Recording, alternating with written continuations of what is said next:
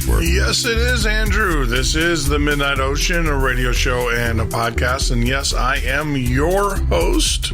You can join me here every weeknight from 10 p.m. till 2 a.m. Eastern Standard Time, or on the web at www.themidnightocean.com. If you're watching this for the very first time on YouTube, thank you very much. Make sure you hit that subscribe button. That's important to us.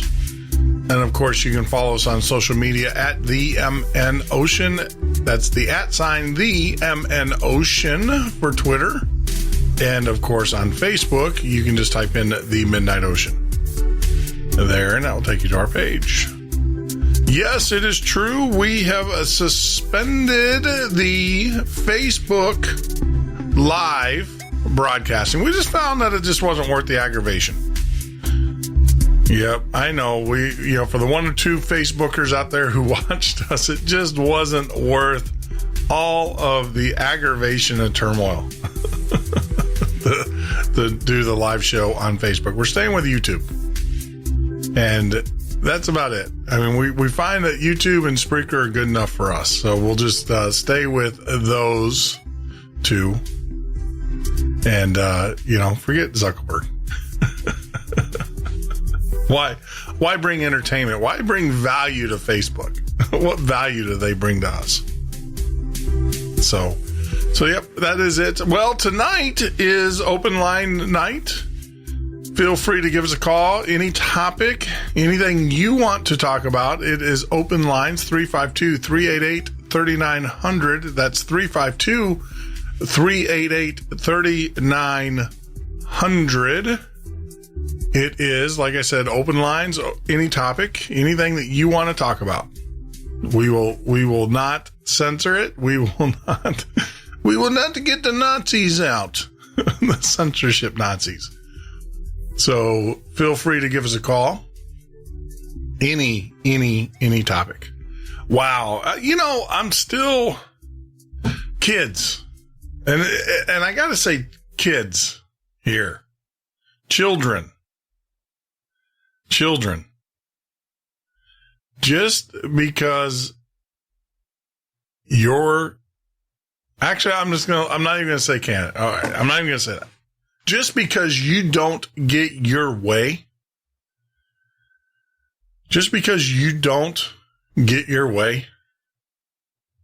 you don't take your toys out of the sandbox and go home. Come on now. Children. And when I see these videos of parents kicking their children out of their home, I saw this video. I cannot believe this is what we have become in this country. When children have been kicked out, and I don't know how much of that is YouTube and, people grandstanding, right? But there is a disturbing video surfacing out there on Facebook and on YouTube where a parent, because a child voted for a candidate at their school, the parent is throwing them out of the house. And this is not a high schooler. This is not a middle school. I would say this is an elementary school child. Have we lost our minds? Is that what this world has become? Good morning or good evening, Damien. And also good evening, Deb, in the chat rooms as I look over there. That brings up a good point. If you want to speak with me via chat, the only chat room that I listen to or I watch during the show is YouTube and also Spreaker.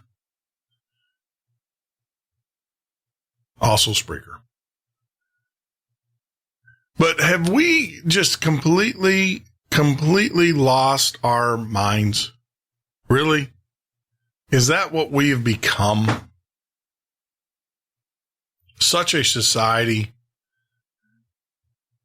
that because we don't get our way, because we don't, or that we feel that we were cheated somehow, that we kick and scream, roll around on the floor. Really? And then, like I said, especially when I see these videos of the small child being thrown out, and this child is just, it's not funny. Parents, it's not funny. This child is just completely devastated because he believes right or wrong. I don't know whatever happened to the child. The video doesn't show that. To me, that's child abuse.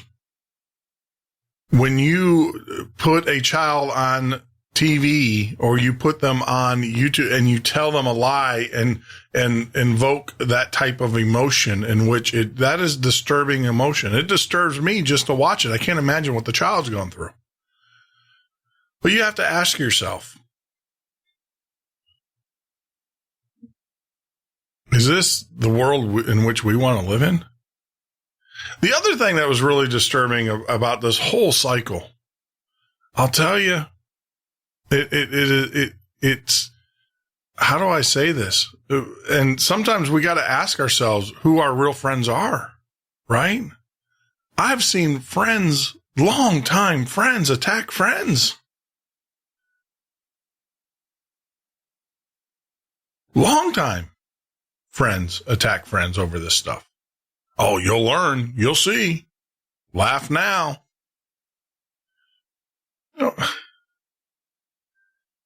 Look, I'm not taking a position on either side of this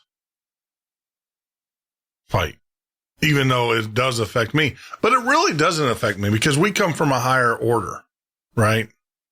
This show is about rising above the self-delusion that most people have.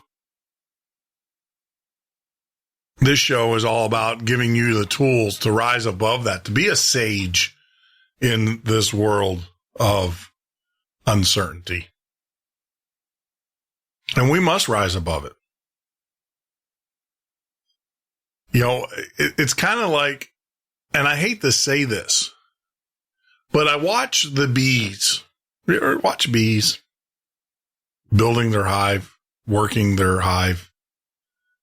There's an order to bees. You know, they have the worker bees, the drone bees, the queen bee. And I watch them and I'm fascinated by them. Don't get me wrong. I'm just utterly fascinated by watching bees and watching the way that they work. But do you think I really care what the queen bee says or does? I'm fascinated by it. So I say unto you that are listening, become the sage. Become the person that rises above all of this. All of this. And yeah, you can be fascinated by it. You can be intrigued by it. But don't get caught up in it. Because there is a higher order to things. Rise above it. And that's what this show is all about. The Midnight Ocean. We try to bring you guests and knowledgeable individuals who will help you rise above. Become a little bit more knowledgeable. It was funny. The other day, someone said I need to start doing the show in a like a monk's gown. No, I'm not going to do that. That's kind of scary, actually, if you think about it. But no, I that's what I got to do. And I look, even myself, I get caught up and I went back and forth with a longtime friend, a dear friend, one of my only friends besides Sandy. And I had to stop myself and say, what the heck am I doing? What's more valuable to me? Having the last word, which is hard for me, obviously, or my friendship. You know, there's plenty of opportunity to have the last word. There's never an opportunity to have a great friend, or once, I should say. You should get one good shot at it. So I'm going to do that. Welcome to the show, Sharon. There. Yeah, it is, Sherry. It is very scary. It's concerning. It really, really is. and also Jeremy over in Spreaker chat. Welcome to the show. Yeah, it's very scary. You know, this is a thing that, and it's like mainstream media. You know, remember when President Obama was elected and people were concerned, you know, about his assassination, and it was all over the news and oh, you know, this and that and this. It's almost like the news in this case is encouraging it by putting it out there, not, you know, prefacing the statements. It is concerning. And I don't, like I said, when you take someone's life, regardless of what the reason is, to me, to a person who wants to rise above it, taking life of any form is like the most sacred thing you can ever do. And it either brings you closer to your creator or it rips you apart. There are times in which, you know, taking life for subsistence and, you know, God gives us this great bounty on this earth. And he gives us permission and he grants us that permission to eat of it, to rule over it. That's given by God, but you should still sanctify it. You should still have reverence in it.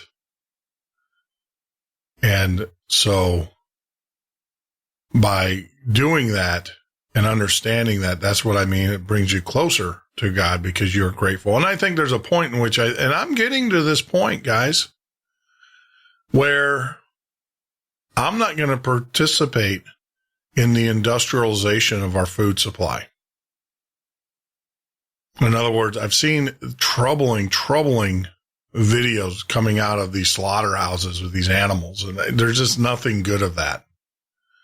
I'm getting to that point where if I don't harvest the animal myself, I'm going to pass. I'm going to take a pass. For those that want to give us a call. The number is 352-388-3900. I'll go ahead and put that call-in number in because some of you guys are asking for it in the chat room. So there it is on YouTube with 352-388-3900. Love to hear from you. So I just put that in, Damien, for you. But yeah, it's just, I don't know. We just have to rise above it. And look, let me kind of tell you this. We're not out of the neck of the woods yet. You don't think that the New World Order, that the people that really want to rule over you don't have contingency plans upon contingency plans? Do you not think that maybe Trump, or our candidate that's been elected, the president-elect, might be part of the plan? Did you not think that? I know, you know, what's really, I look at it in both ways. I can look at this, like I said, be a sage. Look at it from the top. Look at it from the top, looking into it. And the reason why I say that is because, there are things that the New World Order had to do in order to secure its goals, its ambitions. And you don't know if this is all part of the plan. I mean, you have millions of Americans here who the New World Order was afraid of, and that's the right-leaning conservative. The gun owners, the guys that have guns, the guys that don't have a Bible in hand and go to church and don't have a problem securing this country. Well, the play that I would do is put a shill in. If I was them, put a guy in there that made the New World Order feel like their guy won, and then dropped the hammer on him. So on the line, we have a caller. Caller, please state your first name and where are you calling from? My name is Damien. Hi, Damien. I'm calling from South Carolina. Hey, Damien, South Carolina. How are you doing, my friend? I'm very well. How are you tonight, Jeff? I'm decompressing. We've had the first part of the week was pretty crazy. The last night's show was insane. And tonight's show, I hopefully will just be calm and no choppy seas, and we can just sail on through the night and enjoy the nice brisk breeze coming out of the north. It's definitely been a crazy week. The election and all the anticipation that came with it, and for both sides, I think. Yeah. You know? Yeah. Yeah. And for those of us covering it too, you know. Woo! What a crazy ride. Well, I mean, my goal is not to spike the football. You know, that was my thing, is that I wanted to make sure that we didn't spike the football. And by the way, a lot of Americans seem to forget there was a president who did win, who spiked the football. And after winning, and for those that don't know what that means, it means kind of taunting, saying, "Hey, look, I won. You know, the people have spoken. I've won." And so that's what I'm trying not to do. But it doesn't matter, because you see the looting and all the things that are going on, and it is lawlessness. It's sad. It's extremely sad to see. I mean, I've never seen this after an election before. So, not even with the election of Barack Obama and all of the things that were said to him during his campaign. Yeah. You know. Yeah. I don't remember, and maybe I have a short-term memory and someone can remind me, but even though President Obama, when he was elected the first time and even the second time, there were people that were upset without a doubt, but there was not mass, there was not any, protesting. There wasn't any looting. There wasn't any, destruction of property. There was people that were sad and upset, but they weren't destroying, and they weren't going in mass and causing chaos and openly, calling for the assassination. That's the part that disturbs me, is the fact that you have news agencies out there, reprinting and not condemning this call for an open assassination of President Trump. And you got people who think that's okay. Well, yeah, and they're almost advocating for it, if you ask me. Yeah. Like, it's almost to the point where they're not coming right out and saying it, but that they're advertising it. They're saying, "Hey, this is what's being said. Let's do this." Well, I mean, let forget the arguments, right? Let's just call it. This is the part that I can't rationalize in my head, is that you have a governor, president-elect now, who says, "Look, we are going to enforce the laws." Now, you got to understand, these are laws that are already on the books. Whatever law, right? I'm not going to call out the law. I'm just saying, he's saying we're going to enforce the laws that Congress has passed and mandated be followed by our judicial system. Even though the present president, through executive order and fiat, said, "No, I'm not going to enforce those laws, or I'm going to issue my department an edict that my departments that are under me or that I oversee, they don't enforce those laws, those department heads." So you got a president who comes in and says, "Look, we're going to enforce the laws." And that's you. So you got to understand, he's not making this up. He's not being a dictator. He's saying we have laws and we're going to enforce those laws. And there's certain groups, certain individuals who are saying that they have the right, or that they should be able to assassinate, murder someone because he is advocating that we follow the law. I just don't understand that mindset, that brain, that I don't know how you connect one from the other in this case. A lot of people stand to lose much power and much money out of this. Yeah. Well, I yes. With him, but because our government has transitioned into a very crooked society as a whole, and that's not saying that all of them are dirty, or that, or even that most of them are dirty, but there is a group within each of the departments, and this goes for the FBI, it goes for Congress, it goes for the House, it goes for all of it. Mm-hmm. They're across the board. There are people paid off. There are people that have been handed power that they couldn't control, and those who have used their power for the detriment of this country. So, well, I not only I think it's almost like war crime, not war crimes, but human crimes. I mean, these corporations, and this is a thing that a lot of people don't get. My left-leaning friends don't understand.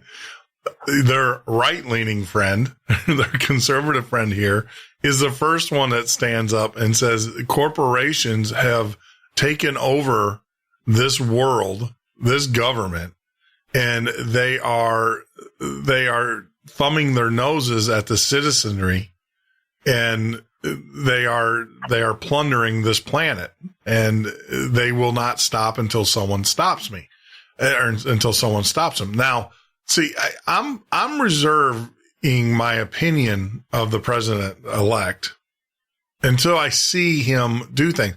See, one thing I've learned about all politics and all politicians is they'll say whatever and a lot of people say, well, Trump's not a politician. Yeah, he is. He's a politician. He's a boardroom politician. Trump will say or do whatever he has to do to get the job. I mean, that's what his whole apprentice program was about, was how far would you go to get the job?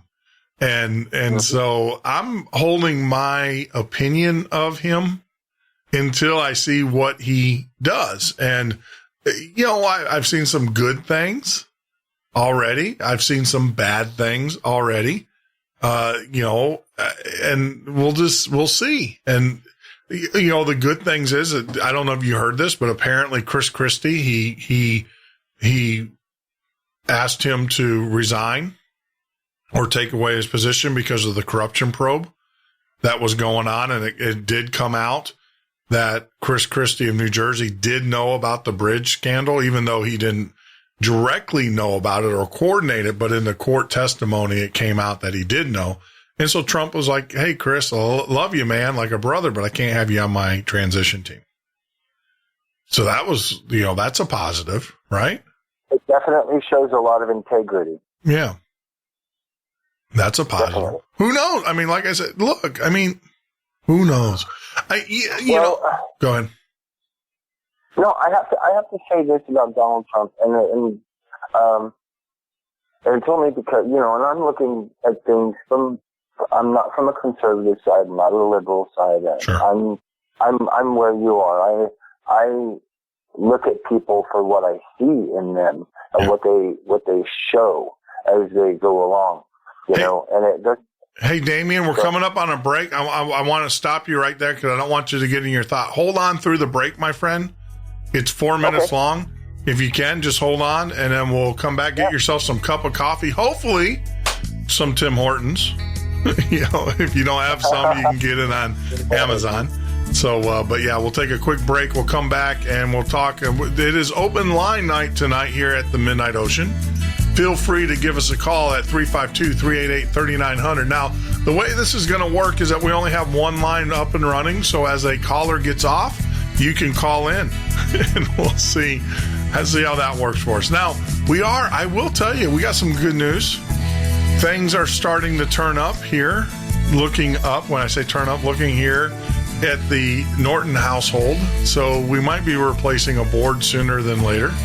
And we'll see, but hang in there. We'll be back in a few short minutes. Numerous incidents in which dogs have shown an almost human sensitivity. More startling than these, however, is the strange and tragic story of a dog, Hamlet, whose awareness, whose perception proved to be nothing less than superhuman. In the daily routine of the Rockwell household, where Hamlet the dog made his home, there was only one event which succeeded in arousing him from his customary brooding lethargy. That was young Ruth Rockwell's return home from the city college each afternoon. And so, on that fatal evening in November of 1929, when Ruth came into the house with a strange, preoccupied expression and an unnatural glint in her eyes, Hamlet jumped up from his favorite spot before the fireplace and came bounding toward her. But the girl ignored him this time and walked straight upstairs to her room. When she had removed her coat, she sat down at her desk and began to write. And I know it will be a terrible blow to you, and you will grieve for me. But even though I am dead, don't think that you will never hear from me again. Every night, at exactly 9 o'clock, I will try to come back to you. A few miles away at the Curtis airfield, a young flight instructor was warming up his plane, preparing to take off. He was to give Ruth Rockwell her first lesson in night flying. And at length she appeared and took her place behind the dual controls. When the plane had risen several hundred feet into the air and was circling over the field, Ruth Rockwell suddenly climbed up on the cockpit cowling. While the instructor gasped in horror, she stepped calmly out into the empty blackness and went plunging to her death.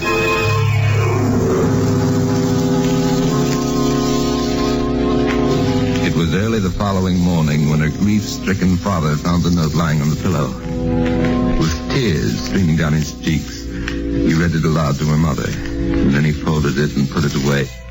That evening, even though they knew that she was gone forever, as the hour of 9 approached, both of them found themselves growing tense and expectant.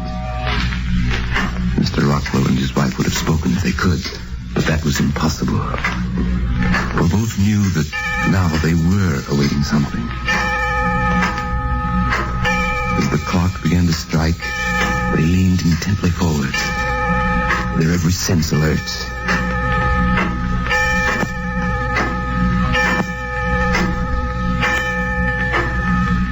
9 strokes, and it was then, at that very moment, that the dog Hamlet jumped suddenly to his feet, bounded toward the door, barking wildly, his tail wagging, exactly as if he were greeting someone who had just entered. He's never done that before, except when Ruth walked into this room. From that night on, throughout the weeks and months that followed, the same remarkable thing occurred. They had no choice but to conclude that somehow Ruth had kept her promise. That though they themselves were unaware of her presence, still she had returned in some mysterious form. A form incredible but true. This is the Midnight Ocean with Jeff Norton on the Paranormal State Radio Network.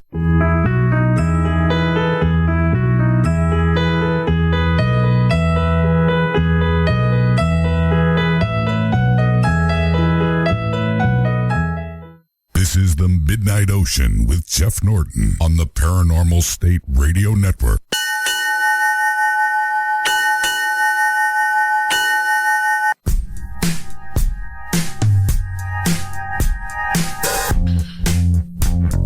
That is right, Andrew. This is the Midnight Ocean radio show and podcast. I'm your host, Jeff Norton. Join me here live every weeknight from 10 p.m. till 2 a.m. Eastern Standard Time or on the web at www.themidnightocean.com. Tonight is call-in night, Call it Listener Appreciation Night. This is where you set the topics. You are the guest, the featured guest. And right now on the line, we have first caller of the night, Damien, joining us from the great state of South Carolina. And Damien, so right before we were so rudely interrupted by the break, we were just talking about the election and stuff. But I just, like I said,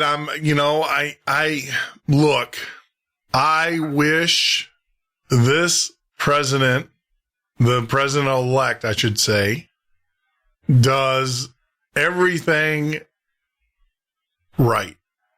And I don't know what right is. And that's the problem. No one knows what the right answer is. Everybody thinks they know the right answer, but no one really knows what it is. Well, I would have to say that in a general manner, right is different for everyone. Correct. But in the same respect, there's one overall right that has to be done to the American people. And that is the upholding of the Constitution, the upholding of the Bill of Rights, and the Declaration of Independence. Correct. And, and that, go ahead. Well, I was going to add to that. That is the one thing. See, a lot of people don't realize the Constitution is a non-biased document. In other words, it's not biased towards one way. Our founders, the founders, our forefathers who created the Constitution were brilliant men. They talk about everybody, this whole thing about the electoral college. Oh, it's so wrong. And, mass vote ought to win, and whoever's got the most votes should win. And our forefathers were smart enough to know that a democracy is like two wolves and a sheep asking and then going, what's for, who are we going to eat for dinner? They realize that a democracy is not the way to go either. And they created this electoral college, not just because of the fact of, getting the vote to Washington, D.C., because they didn't have internet or anything or even teletype at that time. The reason why they did the electoral college is so that way the candidates, because if you do it by popular vote, then that means the candidates are only going to focus on the cities, the large urban cities, and they're not going to worry about the rural parts of the country, which means, under the electoral college and the way it's designed, these candidates have to appeal to everybody throughout the United States, not just a segment of people. And, let's face it. You don't become the president of the United States if you don't have liberals or Democrats moving across party lines. I mean, you don't. You have to convert, though. You have to convert the in our two-party system, we'll say liberals or the conservatives or neocons or whatever you want to call them. You have to convert. And that's exactly what this President-elect Donald Trump did, is he converted. Yeah, and there were many people who were saying they were going to vote for Hillary, but then when they went to the polls, they didn't vote for Hillary. Yeah, and I think a lot of the reason why they did that was because they didn't want to hear banter from people in their own party for voting for someone outside of the party, because this is what it really comes down to, Jeff. It comes down to who fits the seat best. Yep.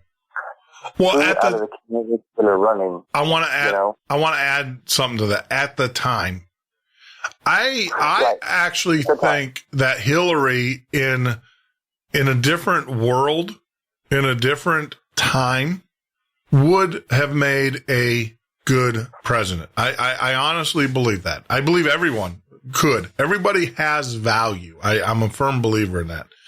My thing is at the time, for me, it boiled down to this. Do I want to go to war with Russia, or do I want to deal with the insurrection in the United States? because I knew that's where it was going to go. It was either if we voted for Hillary, we were at instant war with Russia. Or conflict, I would say conflict, and then it might probably go into a war. If we voted for Trump, you're seeing what's going on right now. I think the insurrection is easier to control than a war with thing, because, and this might be a jab and people might not like it. The good thing about going to war with liberals, they don't believe in guns. And so they're not, they can go destroy and smash and crash and do all that stuff, but they're not going to be shooting back at you. And they, not just, sound, I'm not talking about any particular, line of party or line, because, there are some people out there that don't know what they want. Yeah. And so they're joining this insurrection because they just don't know what they want to do. Mm. But this is going to die down. It's going to die out. They can't do it forever, and we aren't going to put up with it forever. Yeah. Well, I think, and that last statement was probably a little insensitive, but that's just the way I'm just being honest with you, is that I was thinking about, thank God none of these, there hasn't been anybody shooting at each other yet. But you are right. And there is a handful, let's face it, there's a group that are pure anarchy. They don't want any government whatsoever.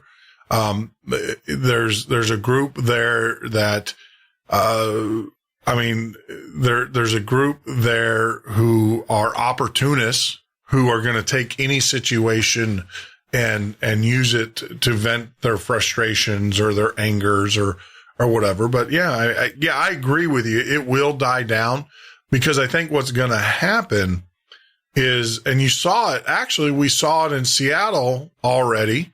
The political correctness is going away. They're no longer calling it a protest. They're calling it a riot.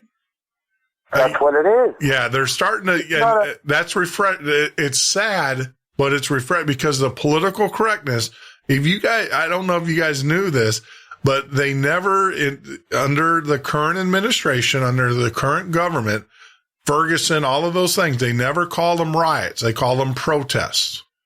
They were, protests. And now they're starting to call them riots again.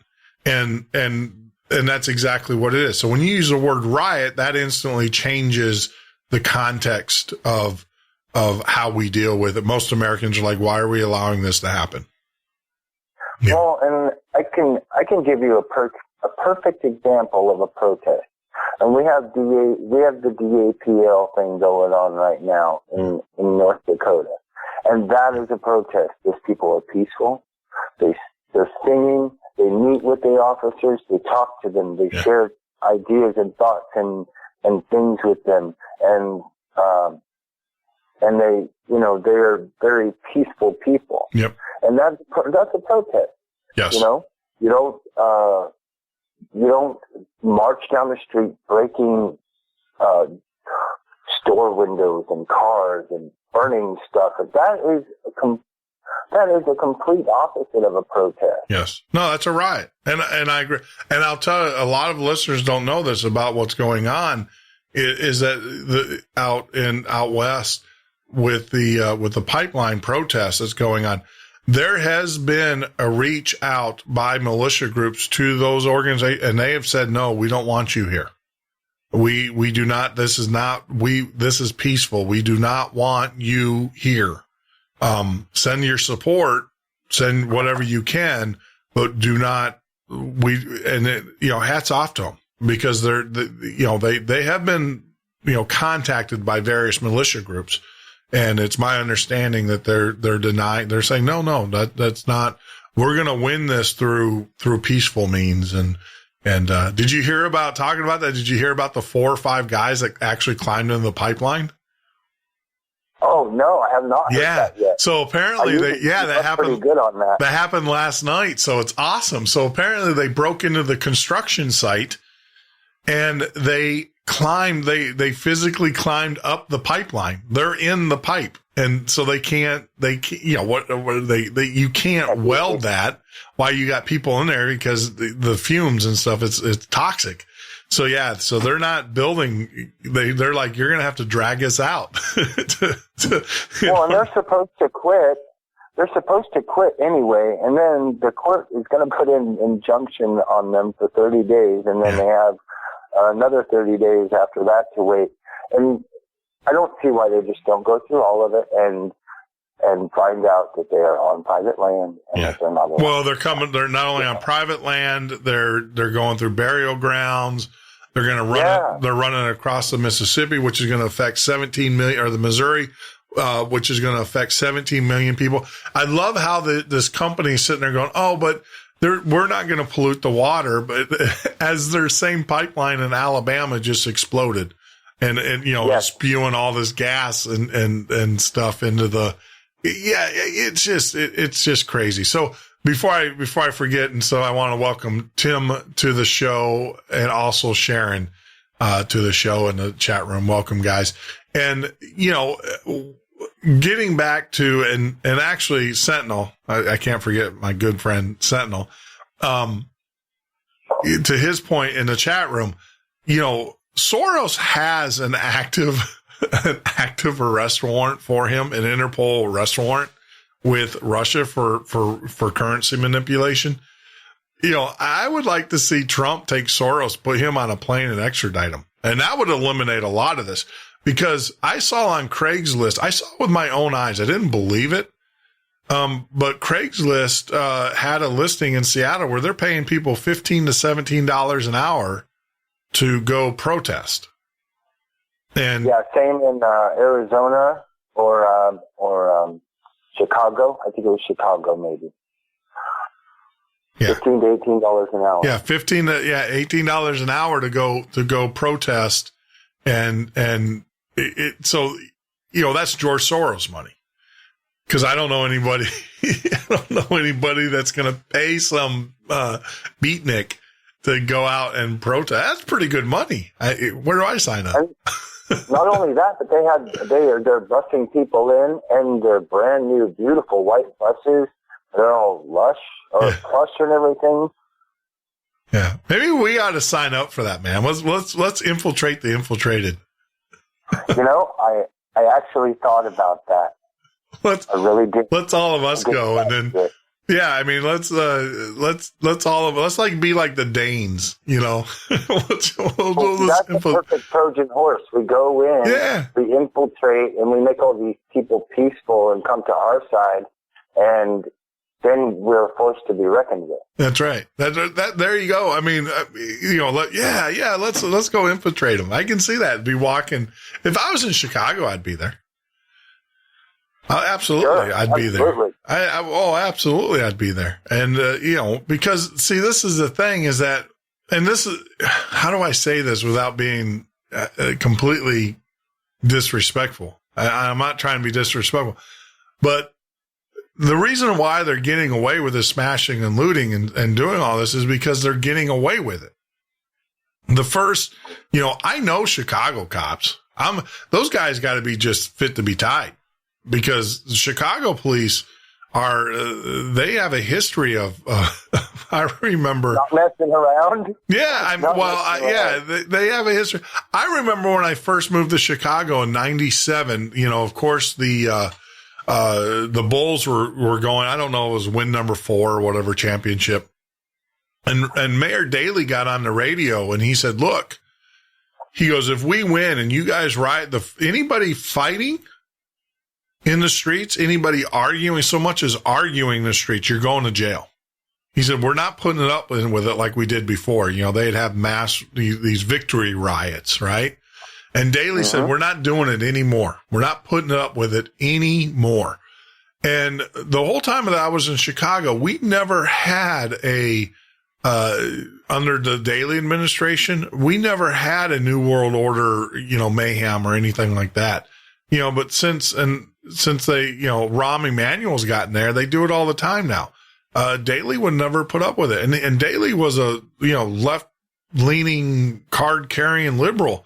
But he just said, look, you're not coming here to destroy property. That's how people make a living. That's how people feed their families. That's how we get our taxes, to pay. And we're going to protect these people. We never had those issues. And, it's crazy. I long for those days for these mayors to come up. And I also think it's wrong when these Congress people get up and say, we need to have a protest. That's their word. Yeah. No, get in there and do your jobs. You're getting paid. You get to protest. Yeah, we need to have well, that's code word for riot. I'm glad, though, that they're calling it a riot. I am.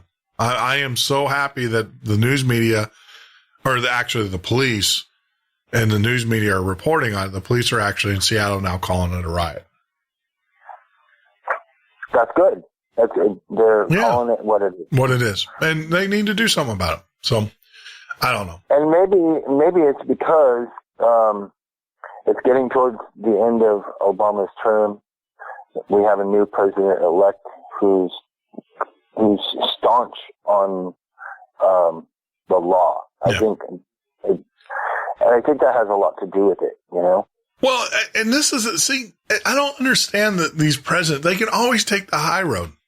They have this thing called the Constitution. If Jeff Norton was the president of the United States, I can always take, it would be, I could take the high road. I say, look, I'm bound by the Constitution. I can't do what I want to do because the Constitution doesn't allow it. You got to go to Congress with that. I'm not going to do it. And that's a great thing because Congress can't usurp the Constitution either. Right. That's what they're there for. Yeah. I think the president of the United States would be I would make it the easiest job in the world. I really would. My job would be every night. I would do this. I would talk to the American people every night. I would have a call in, talk to the president. And I would look back and I would say, look, I can't do anything unless Congress does. And so when you get Congress, when you have the members of the House and the Senate, they all come together. There's some smart people in there and you can probably get some really good ideas from listening to these people and let them hash it out and say, hey, bring me your 5 best solutions to this problem. That's how I would run. That's how I would run it. That would be, I honestly think that is like that's probably one of the best ideas I've ever heard. Yeah. We're going to have. What a way to solve problems. You have people call in. These are your people. These are the people that you're supposed to watch over and keep safe. Yeah. So it only makes sense to talk to them. And that's probably another reason, and I'm not going to go off on how much I like Donald Trump because he's a businessman. This is a business position. This is his realm. Well, he's going to be a boardroom president, and I think that's what appeals to me. And that's how a boardroom runs: is that you have a board of directors, and you go, guys, give me your 5 best ideas. We have this problem. This is a problem. We have a problem called immigration, right? I mean, that was called problem immigration. What are your 5 best? Illegal immigration. Yeah, illegal immigration. Yeah, illegal immigrant. We got to fix immigration too. Legal. I will tell you without a doubt that I have seen more high-paying jobs replaced through this H-1B visa program in the United States. These are jobs that are $90,000, $100,000 a year paying jobs. These are science jobs. These are technology jobs. I've seen it firsthand, and they're being replaced by outsourcing companies. And so these are good Americans, I've got a ton of friends who are middle class, who are now living with their parents. And these are adults, 40-year-olds that are living because their benefits are run out. They can't find a job because all of the technology jobs are being taken up by these H-1B visa programs. So you have legal immigration issues. There's the thing too, where you have these foreign students coming over here to be educated. When they get their degrees, they're allowed to stay here and work. And, and I think, look, it's one thing that we paid for. A lot of these students too, by the way, get their education paid for. through the different grant programs and stuff like that. So my thing is that, so they got to address that as well. You not only, not the guy who is coming across the border to pick lettuce. And I've always said this to friends who say, what about the farmer, the guys that work in the farm? Who's going to pick those lettuce heads? And I look back at those people and I always say, so you're for slavery, because you got to understand them being illegal means that they're not getting paid. You think that Tyson's and all of those companies are paying them minimum wage or any kind of salary that you can sustain on? No, it's slavery is what it is. So when you shine the light on all of these different evil schemes that corporations do to exploit people, which I hope Donald Trump does, and you bring it into the light, then you go back to these companies and say, look, if you can't find people to work the fields, yeah, we'll grant, and the government does this. The government goes, we'll grant X amount of green cards for these people to come and work, these seasonal workers. But, oh, by the way, you're going to be paying them, though, $9, $10 an hour, whatever the law is. And so you're not going to be able to exploit these people anymore. And, then, of course, my liberal friends go, well, you're going to be paying double for milk. I don't care. I really don't at this point. I don't care as long as I don't want to eat food that some slave does. I mean, how evil is that? Right. And we're supposed to be all against slavery, and here we have people that we're paying $3 an hour or $2 an hour to. Yeah. And I know a personal experience of mine when I was when I went down and traveled through Mexico. I did it by backpack, and I traveled through the Baja. Yeah. Well, the way that I got money was I worked in the fields, Yeah. And you get paid by how much work you do, not by the hour. Yeah. And it was very humbling, I must say. Yeah. And I will, like Tyson's Foods. I know for a fact Tyson's Food chicken plant. I know this for a fact because I know people that work there, Americans who worked on the chicken line, and the Mexicans worked right next to them on the chicken line, and they were making a half, if not a third, of what they were making as the Americans. And so that's exploitation, that's slavery. So why would you not want to get rid of that? And like I said, Trump can easily, he doesn't have to pass any edicts or anything like that. There is a law in the books that say if you employ an illegal alien knowingly, it's $25,000 fine. It's not hard to do. I mean, you go to these companies like Tyson's, these major corporations who are employing these slave labor. They know they bust them in. They bust them in. And you go to those guys and you say, there's 100 people right there. Write a check, 100 times 25,000. It will stop pretty quick. And then, that addresses some of the issue. And then you have the other issue, you have the latchkey kind of thing where they come here and they have their the parents. But see, most countries, a lot of Americans don't know, if you're pregnant, you can't go to Canada. If you're in your last trimester, they won't let you. No, absolutely not. Most countries won't. Most countries with socialized medicine will not. You can go to Canada, but you have to buy the insurance. There's an insurance that you have to purchase that basically offsets your medical insurance. You can go, but you have to buy the insurance. Yeah, because they don't want you coming up there and having kids and the people in their country. Yeah. When I go to Canada, because I do go to Canada for work, I have to buy the insurance. It's a special type of insurance. I buy it through AXA, which is yeah. I have to carry it because if I get sick or whatever, they're not going to deny me. We're coming up on another break. And if there's anybody else would like to jump in on the call, just let me know in the chat room. The number is 352-388-3900. We're going to take a break here, Damien, so hang in there. But the number is 352-388-3900. Now, the way that this is going to work tonight, because we only have one line, that is going to change as it starts to look up here at the Norton household financially. That will change here in the future. But right now we only have one line. We are going to be adding a hybrid to the system, so we are growing. But if you'd like to give us a call, shoot us an email or comes easily to the let me back that out.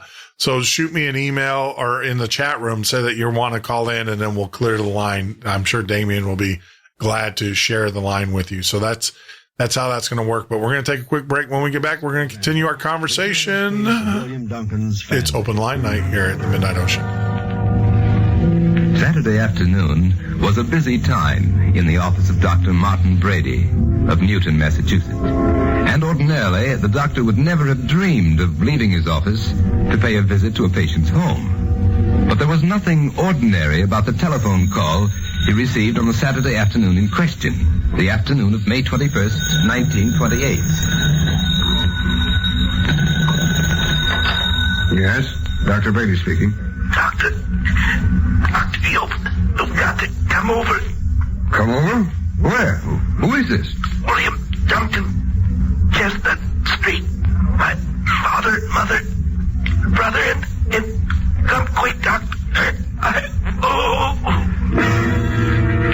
5 minutes later, Dr. Brady drove his coupe down Chestnut Street. He parked it in front of William Duncan's house. He ran up the walk and climbed the porch steps. That's strange. He tried the door and found that it was unlocked. So he stepped into the living room. Hello? Hello in there. The doctor wandered through the first floor, but he found no one there. He mounted the stairs, and as he approached the top, he caught a full view of the master bedroom at the head of the hall. And he staggered back, shocked by what he saw. On the floor of the room lay the unconscious bodies of William Duncan, his wife, and his two sons. Everything about them suggested that they had been asphyxiated, but nowhere was there the slightest odor of gas. The doctor bent over them and went to work. And slowly, they struggled back to consciousness. When he could speak again, William Duncan explained. My wife sent me up for her bedroom slippers. I walked into the room, and that's all I know. I guess she got worried about me and came up to see what had happened. She saw me lying there, and then I guess the same thing happened to her. The two sons of William Duncan told precisely the same story. They had stepped into the room and fallen unconscious. I saw what happened to Mom and Dad and Joe, and I felt it sneaking up on me. Just managed to reach you, and then I passed out. Mm-hmm. I see. But how do you explain it, Doc? This is an example of what we medical men call mass psychology. A sort of an epidemic of hysteria, you might say. And that's all it was. And so the strange affair of William Duncan's family was set down in the medical records as a case of mass psychology. And no one thought to raise the question of why William Duncan himself had become unconscious in the first place, or why three intelligent adults should have been overcome at the sight of him. Mass psychology apparently explained it all, at least to the satisfaction of the good doctor. But there are others who remain unconvinced, who continue to look upon the affair as an unsolved mystery, a mystery incredible but true. This is the Midnight Ocean with Jeff Norton on the Paranormal State Radio Network.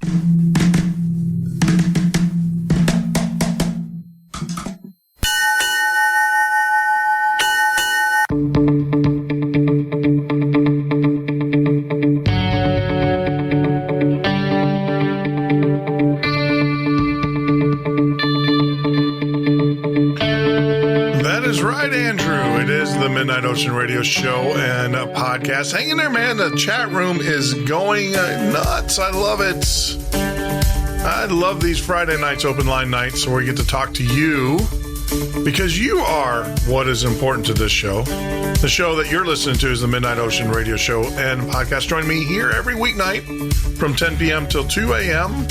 Eastern Standard Time, or on the web at www.themidnightocean.com. Hey, Turn and Marcia, welcome to the show. I just want to say welcome. Sit back, relax as we take calls from our caller. And check this out. This is, technology. We are moving ahead. Look at there.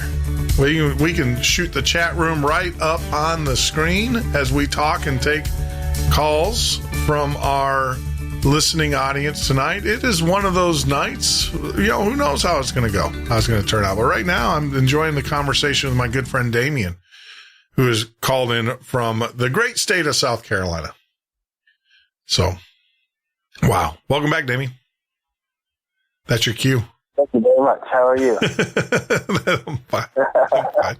Yeah, it was fun. I said that the election is going to do one or two things for us here in the Norton household. It was going to allow us to get back doing the business that we do during the day, and that's exactly what happened. So we are going to be making some investments into the system here. So we're going to have 12 phone lines opening up here by the first of the year, but it's one of those things, we got to take our time and do it right.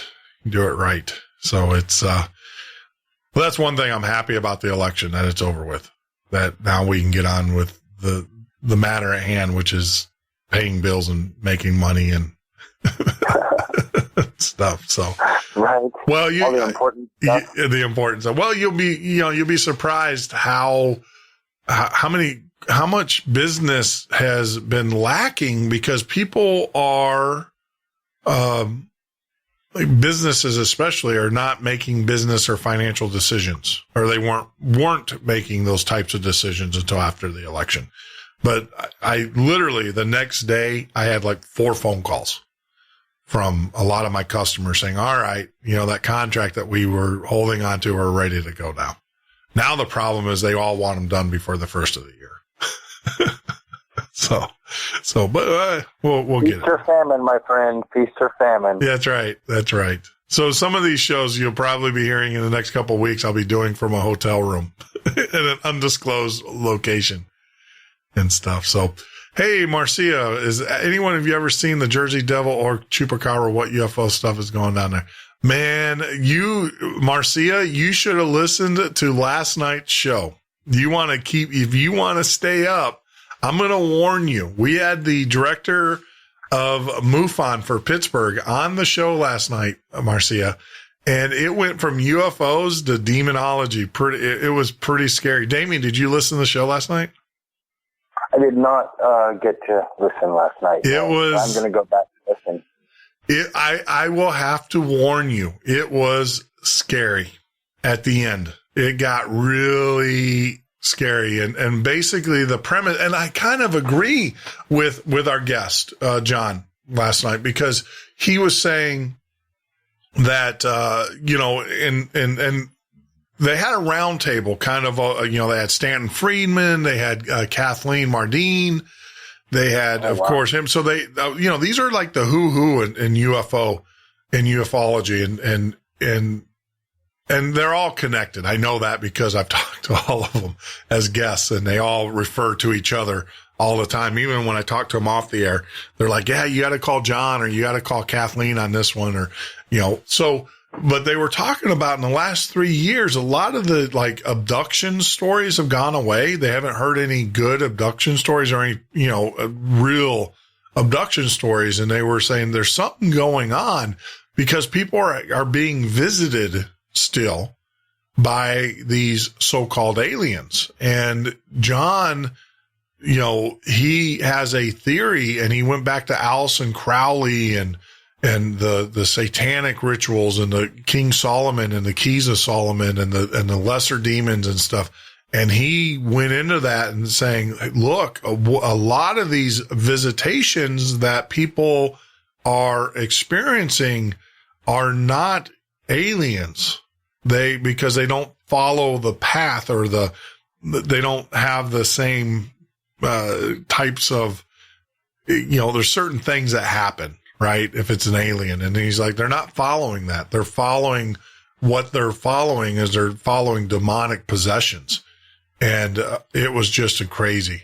It was, it was one of those. What? That is kind of strange. Yeah. Yeah. It was scary. And the thing is my personal experience. Now this is what really tweaked me is since a lot of you guys, I know that I did the political stuff, right? For years. And I went away for 4 years, came back, and I'm doing the paranormal. So now that I do these shows, I have been exposed to things. Now, what I thought I was experiencing was contact from higher beings, kind of stuff, because I've opened up my mind. I'm not closed. I'm not narrow-minded. I open up my mind. I do some meditation at night and before I go to bed. And I've always said that I can't sleep between 3 and 4. Since doing these shows, I can't go to sleep because I always feel like there's a presence in my room, and it aggravates me. It's concerning. And sure enough, John goes, "Yeah, that's about the time the demons come out, 3 to 4." I'm like, "Thanks, John. Thanks for letting me." He goes, "Yeah, they're going to mess with you because you're exposing them. You're exposing, your type of show." And he goes, one of the things that Allison Crowley and all them always said that when you look at demons, they look back at you. So when you have shows and you talk about them, these entities, they take notice and they're going to show their presence to you and say, "Yeah, we're here. Here we are." I have got a great book for you and any of your listeners out there. Shoot. What is it? If I can plug it. Yeah, go ahead, man. Because, this book was written by a woman named Mona. Her name's Ramona. And it's called Of Light I Bloom. Okay? What is it again? You kind of broke up there. Of Light I Bloom. Of Light I Bloom. Okay. Yep. Bloom. And it is a very deep look from her point of view at the spirit world, and she says that you can screw with them essentially by showing them love, because it's a dark entity. Sure. And if you show them love, then it throws them off. Oh yeah. I don't necessarily show them love. I've had a couple of scenarios here of recent where, and I haven't got the kahunas yet to the cojones to watch The Nightmare on Netflix, which talks about sleep paralysis and how that's demonic in nature and how that comes out. And, but I've had those scenarios. I have them like once or twice a week where I'll wake up and I'll be paralyzed and I feel like there's this heavy force on top of me.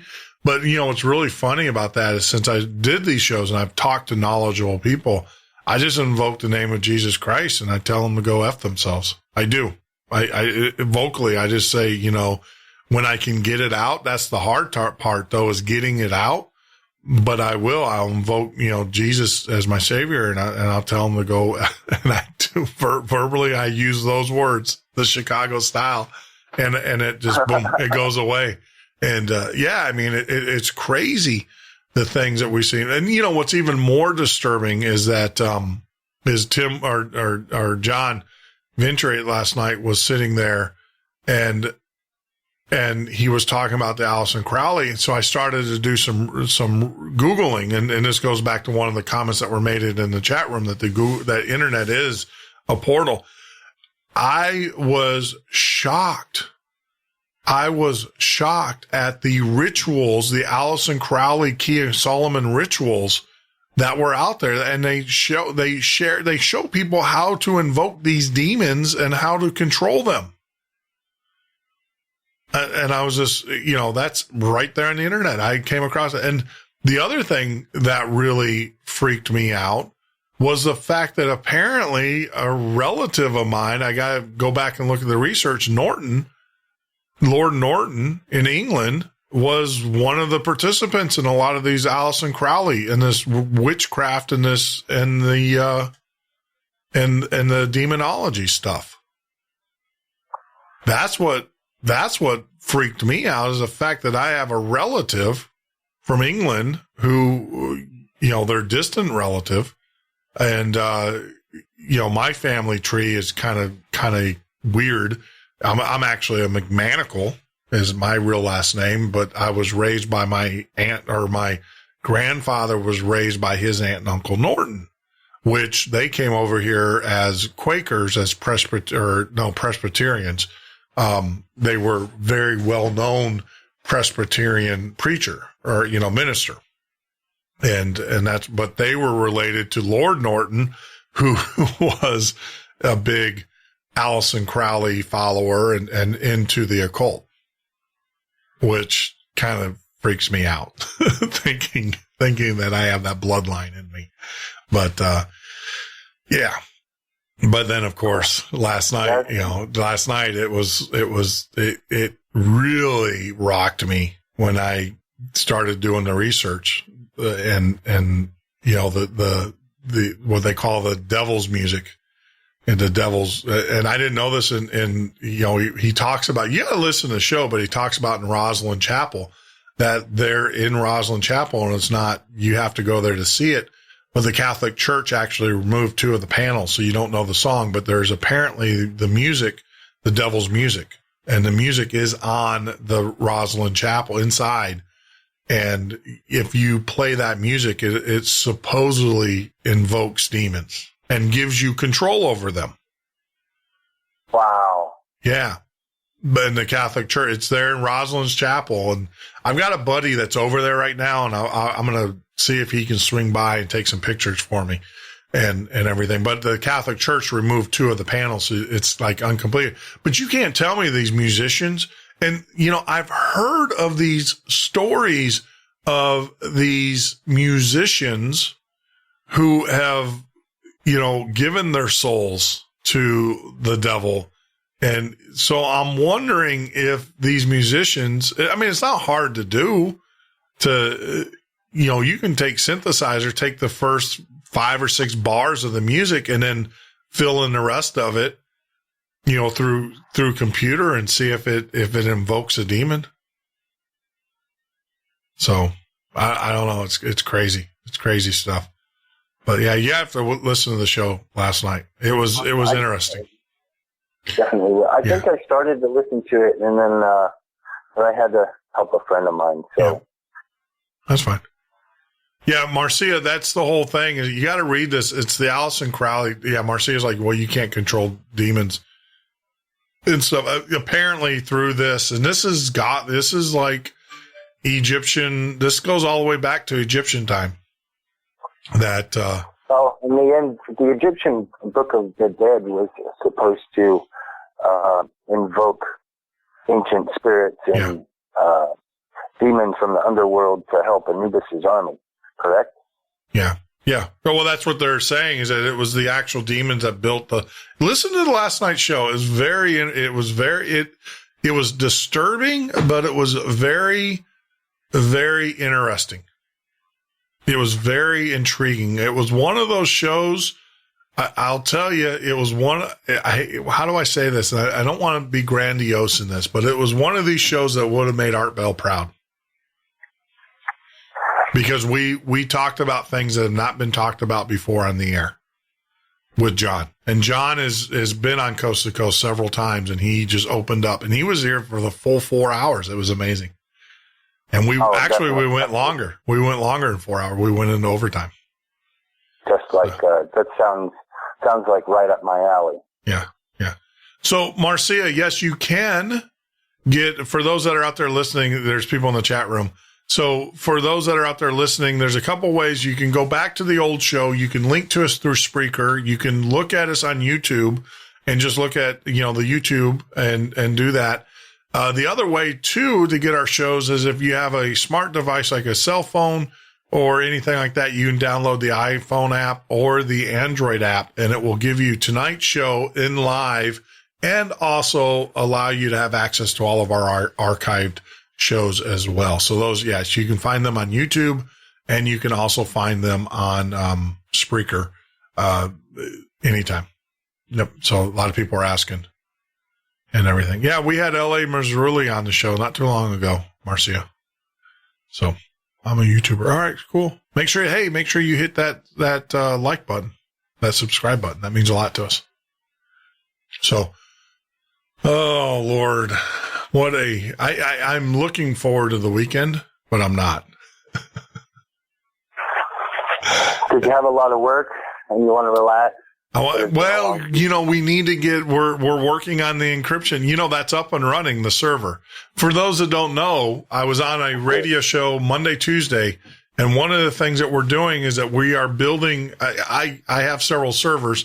So we are building a server that will allow you to communicate via your phone, via your chat or whatever. And it is 100% secure and safe for that. It's encrypted end to end. Big Brother, believe it or not, can't, they can listen to it, but they can't decipher anything because it's all done through a key system, which I won't divulge here, but it changes on a regular basis. So it's one of those things that, I developed in the corporate security community, and I'm releasing it to individuals and friends and family and people that listen to the shows and stuff. And, so I'll be working on that this weekend. Damien, you know what I'm talking about. You were on the show when I said I was going to do it. Yeah, absolutely. That's nice. Yeah. That's very nice. Yeah. So a nice, secure place for us to. Yeah, you can communicate without fear of government listening. And well, they'll listen, but they, like I said, it's encrypted, and the way that it's encrypted is in such a way that good luck, right? Hold anything. Yeah, that's right. And, there's nothing stored. Track it down.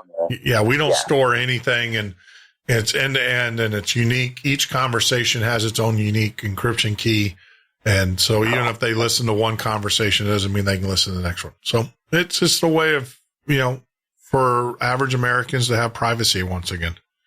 And I'm sure I'm going to get my door kicked in, but I don't care. Well, that won't do them any good. No, because the server's in Greenland. And the other part of it is what I am doing is part of my project now is as I pour my Tim Hortons coffee. Hey, the best coffee in the world. If you're ever within 500 miles of a Tim Hortons, I highly recommend that you go up there, get yourself a cup of dark roast and a Danish, and tell them I sent you. But Tim Hortons, I love Tim Hortons. Best coffee ever made.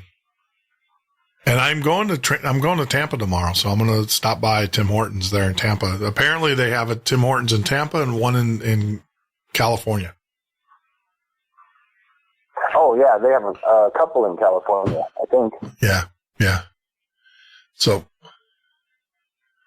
But we'll do that and then everything. So yeah, I'll have a large triple, please. There you go. It's great stuff. What is a triple? Triple? I think that's just it's a triple. It's like 3 shots. But see, Timmy's doesn't get that fancy, man. Tim's is just good old coffee and a Danish. I mean, it's just like it's just like rough. It's awesome. It's like factory coffee. It reminds me of the days of when my grandfather, some of the fondest memories I had, we would go visit my grandfather, and he worked in a factory in Flint, Michigan. And, he'd get his thermos, the old beat up gray metal, thermos, made by the company called Thermos, that company. And he would put the glass tube in it. The glass tube, and he'd fill that sucker up. And oh my God, that thing, I'm telling you. If my grandfather's still alive, and there's only one thing in the whole wide world that I want, and that's that dang thermos. And that he had a black lunch box that he put the thermos in. And, every day, man, he went to work with that. Every night he was an oiler on the heavy machinery, and he went to night with that. But Tim Hortons reminds me of those days. Good old, just good factory coffee. Yeah, this good old, I don't want to say American because Tim Hortons is a Canadian company. So, but good old, it was factory coffee. It was just that, it was You can't, no foo-foo, no fluff. It's just good coffee. Good, straight, black coffee. Good, straight, black coffee. Yeah. Yeah. Well, they're Danish. You got to have a Danish. Their Danishes aren't that great, but I always have to get a Danish. They're all right. They're all right. There's a place, oh gosh, talking about memories. There's a place in Upper Peninsula, Michigan. They used to make these cinnamon rolls. Oh, if you guys are ever in the UP, there's two things. If you ever go to Michigan, you gotta go. If you go up to, you can get them. You can get the cinnamon rolls, there at the Mackinac Island, or, not at but in Mackinac City.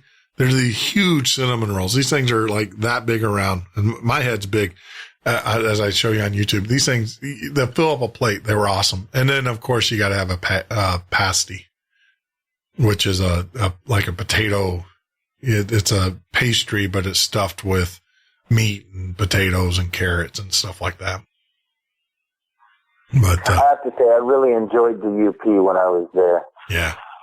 Yeah, that's a different part. I grew up part of there, so I consider that.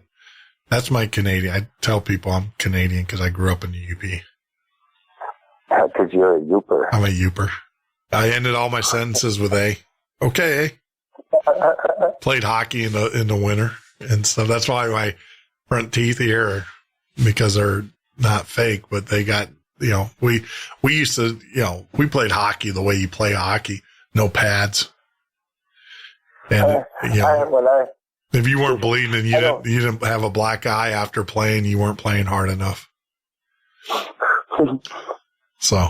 When the UP gets cold, like I spent, I was probably there about 3 weeks when I hiked across.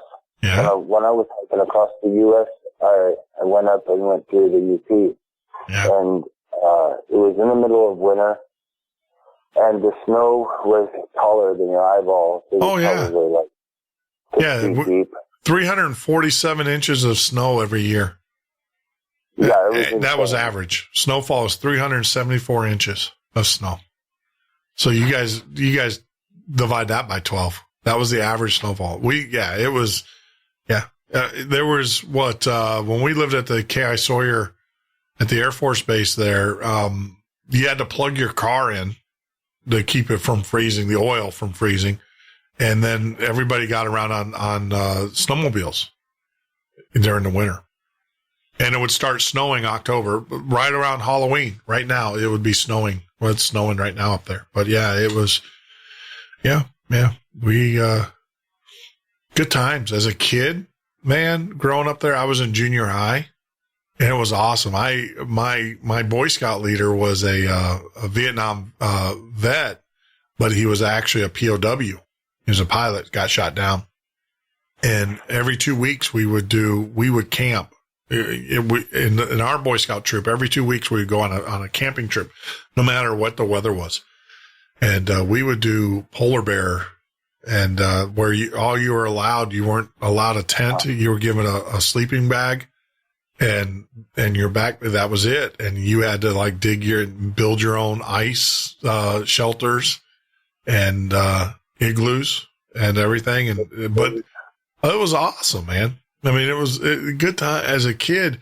We would climb. What you do, the secret is you dig down around the trees, around the pine trees, and there's like a hollowed out area underneath the pine tree. Now you hope that you don't disturb a wild animal that's hibernating under there. That was the big one. But yeah, once you got in there, then you just cut down some pine boughs and wrapped it around, and you took your little candle and melted the snow and iced it over, and you were toasty. There's many times where I come out of my sleeping bag. I had a mummy bag, and you come out of them because you were just too dang hot. Sleeping with snow, and 6-7 feet of snow. It was good times. All around you. Good times. Yeah. Good. Very good time. We didn't bring any food on our polar bear. We had to trap our own food. So we'd trap beaver, we'd trap, some animal snare trap. And then we had to, that was when America was still decent, when people had to do things and, you didn't, can you imagine now Hey, Mom, well, how was Boy Scouts this weekend? Oh, yeah, we went out and we trapped a beaver and ate it. Can you imagine the freaking out that parents would have right now in today's day and age? Not ours. No, that was expected of us. Had to learn how to live off the land. But you're listening to the Midnight Ocean radio show and podcast. I'm your host, Jeff Norton. If you guys would like to call in, 352-388-3900, 352-388-3900. Let me know in the chat room that you want to call in, and then what I'll do is we'll clear the line. But we have Damien joining us, and he can stay on as long as he wants to, and unless someone else wants to call, just let me know. Ships that sail the seas have proved a plentiful source of tales of the strange and the incredible. For it is only natural that men, consigned for days on end to limitless horizons of empty sky and water, should be subject to visions and hallucinations. But how shall we explain the vision of Mr. Wilmot, which was confirmed by its own subject, someone who had been nowhere near the sea?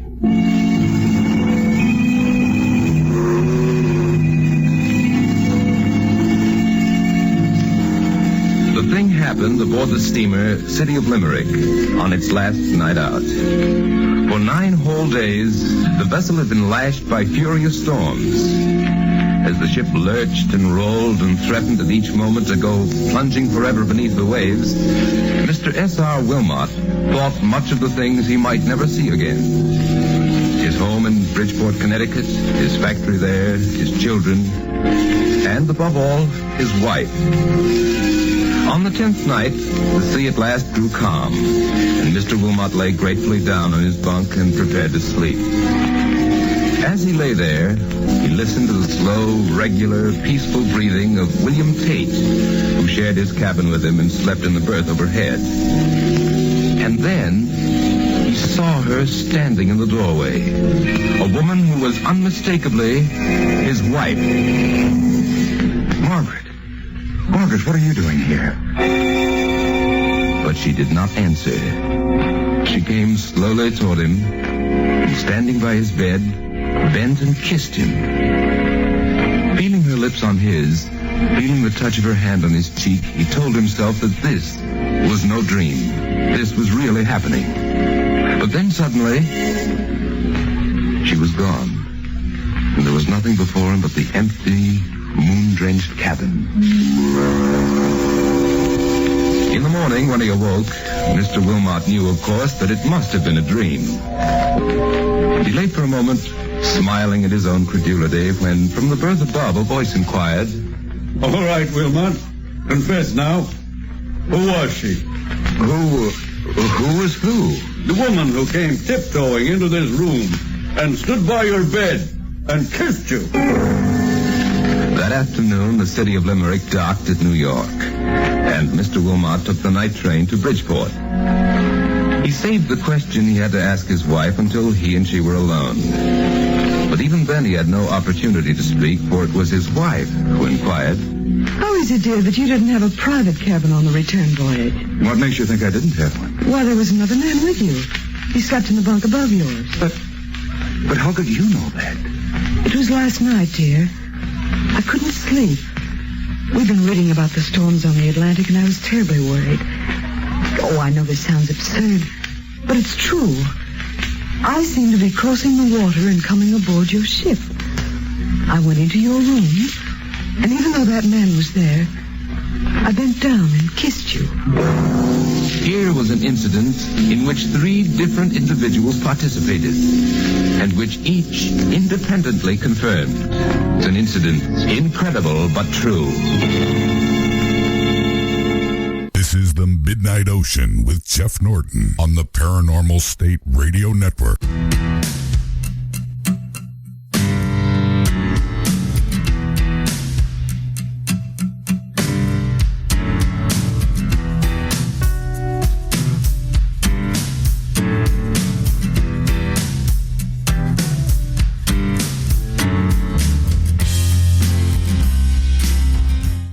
This is the Midnight Ocean with Jeff Norton on the Paranormal State Radio Network.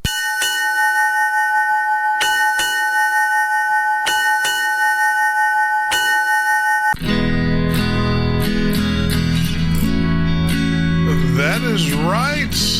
fellow crewmates, friends, family. Yeah, I think I got family that listen to the show. This is the Midnight Ocean radio show and podcast. Tonight, some smooth sailing compared to Monday, Tuesday, and also last night's show. Oh, my goodness. It was a great buffer as well when we had our very special guest on Wednesday night, National Geographic 2013 Explorer of the Year. That was a great show. I really enjoyed that. You know, it's fun being able to talk to people that have traveled the world. Yeah, I mean, this guy's incredible. National Geographic. Get out there and listen to that one. That was done Wednesday night as well. Just a great, peaceful show, man. I mean, he's seen things that would make anyone just smile from ear to ear. And if you don't, then you don't love the world that God has put you on. Wow. If you are following us on YouTube, thank you very much. Make sure you hit the subscribe button. Also on social media, we are no longer, that was a change of words, by the way. I was thinking one way in my mouth. My brain was going one way and my mouth was going the other. But we are no longer doing live feeds to YouTube. I'm tired of dealing with Zuckerberg and his crew. But you can always catch us here on YouTube if you like the video. And, of course, on Spreaker. And the best way to listen to us is if you go to www.themidnightocean.com. You can listen to us live there. There's pop-out players. You can also download our apps, our iPhone, our podcast apps, and also Android apps. Put them on your phone. You'll get up-to-date shows when they go live. You'll be able to listen to live shows, and you'll get the full archive of all of our shows in the past. So, you know, I highly recommend that. We built those for you guys, and we're having fun with them. So, wow, as we continue on it is open lines tonight, and on the phone we have Damien. Damien, in the chat room, you were asking, can we talk about it? Yeah, man, let's go. As long as it's not pornographic in nature. I was alluding to the fact that we can talk about anything. Yeah. Yeah, in this show, we can talk about anything, as long as it's not pornography. That's the only thing that I will nick and say no. No, I don't, nah. That is the work of the devil. That is evil. I've always said, you want to invite the devil into your house, watch pornography, because it comes. I'm a firm believer in that, and you want to. You know, I joke about like computers. If you want to infect your computer with viruses and stuff, not only your soul with watching pornography, but you know, most of it's my experience as a computer expert that most of the viruses that people get are downloaded because of pornography. They're on pornographic websites, or they're downloading, you know, from the news groups or things like that. Right. So, yeah, I'm not a big fan of that. So, wow. So anything, man. You know, I think we were talking about, I saw a flash there. Marcia was talking about chemtrails. So what's your feeling about chemtrails, man? Yeah, yay, nay? Yes, no? Believe in them, don't? Oh, yeah, absolutely. I see them all the time. And there for a while, you know, after I moved to South Carolina in May of last year. And I didn't see any for about a year. Yeah. And then I started seeing them really heavily the last 6 months. How do you know? All right. So I'm gonna put on my critical interview hat here, right? How do you know that it's actually chemtrails and not fuel dump? Because, you know, airplanes before they land, there's a maximum amount of fuel load that they're allowed to have. Well, we do have an airport here. Sure. However, a fuel dump, I don't think. A fuel dump is a short burst that they do before landing, correct? Well, it's not actually a short burst. They can time it out, but yeah, it's however, so what, all right, so let me kind of explain. Well, let me explain how this works, what the rules are. So when you fly a commercial airplane, when you have a commercial airplane, no matter what it is an ATP, or if you have a commercial, you know, any kind of commercial thing, You are required by law, or not by FCC, by the FCC. Oh my gosh, I can't, I'm drawing, FAA. Thank you. You're required. All right. So when you do your flight plan and stuff, you have to make sure that you have enough fuel for 4 hours past your original destination. In other words, so if I'm going from Miami to Chicago, I have to make sure that I can fly 4 hours past that destination. That is law. That is required by law. So I'll fill up my airplane with 4 hours worth of fuel. 4 hours worth of fuel is a lot of fuel, especially for these bigger airplanes. I mean, you're talking, a ton of fuel that these big airplanes are required to have. Now, the law, or the structural part of the airplane is that the airplane can only land with so much weight in its wings. If you have more weight, I mean, you risk ripping your wing, literally from the G-force, ripping your wings off if you're over it. So they'll fuel dump. So, my question is, and I've been in that scenario where I've had to fuel dump, and, and it does leave a pretty spectacular trail behind you. So my question is how do we know? I mean, what part of this? I'm not saying that I don't believe in chemtrails, because I think there's enough research out there where there's metallic, there's aluminum oxides in these things. They've saw the Morgellas, the Morgella strands in these things and stuff. So I'm not denying that they're doing it. It's just that I'm wondering how much of the things that we see or we say are chemtrails are actually really chemtrails and not just fuel dump. Okay. Well, let's say this for an example. Okay, let's just go back in time 30 years. Yeah. We have about the same amount of airplanes as we did, correct? What, 30 years ago? No, we have a lot more airplanes in the sky than we did 30 years ago. Okay, but did you ever see those lines 30 years ago? We still. To be honest with you, I never paid attention. I never really paid attention. So I'm just being honest with you. I've never. I can honestly say that prior to about 5 years ago, I didn't really see them. Yeah.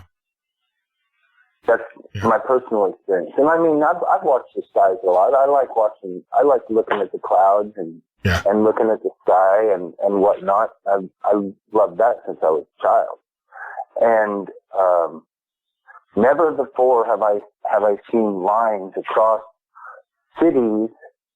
Like, I'm not talking one or two lines. We're talking about a full string of lines across an entire city, and then they expand, and they become something that look like clouds, but they are off. Oh, I've seen them. I've seen, but I'm wondering I haven't seen them. I've seen the video. How do I say this?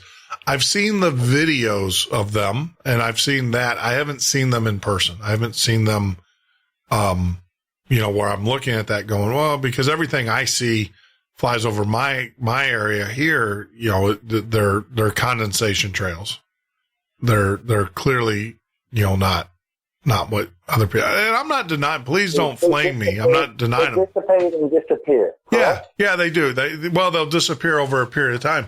I mean, there's an air base. I'll tell you this. There's an air base that I uncovered when we were doing our UFO shows. We did the 911 tapes, and there was an air base, and I come to find out there in Ohio, it's like a big sprayer base. That's where all of the dispersant spraying. They have pictures of their airplanes, their C-130s, and you can see the equipment. So they're, the government, they're spraying stuff. Don't get me, I agree, but it's just that, is it that frequent? And, what are they spraying? That's the other thing. Why would the government? They say that this one airport in Ohio was the one that was spraying for the chemical dispersants in the Gulf.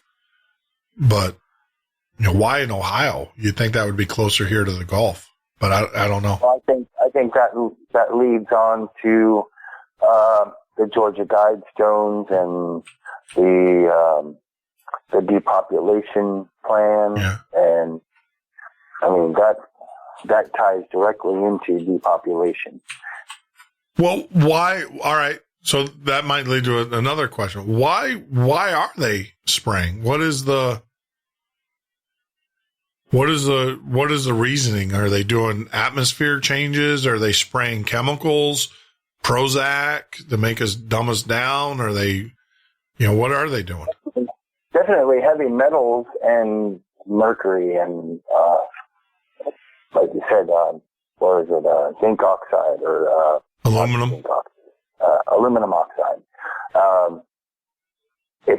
And this stuff's, we have skin that absorbs from the outside. We absorb stuff, So the stuff that rains down in tiny little particles after it's been sprayed up way up in the air, you're not going to feel it. It's not going to. Yeah.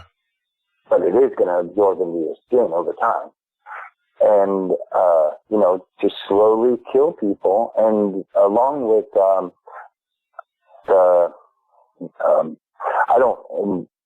this is my own view. I'm not saying that I can, proof positive, prove it. But vaccinations have led to, many sicknesses and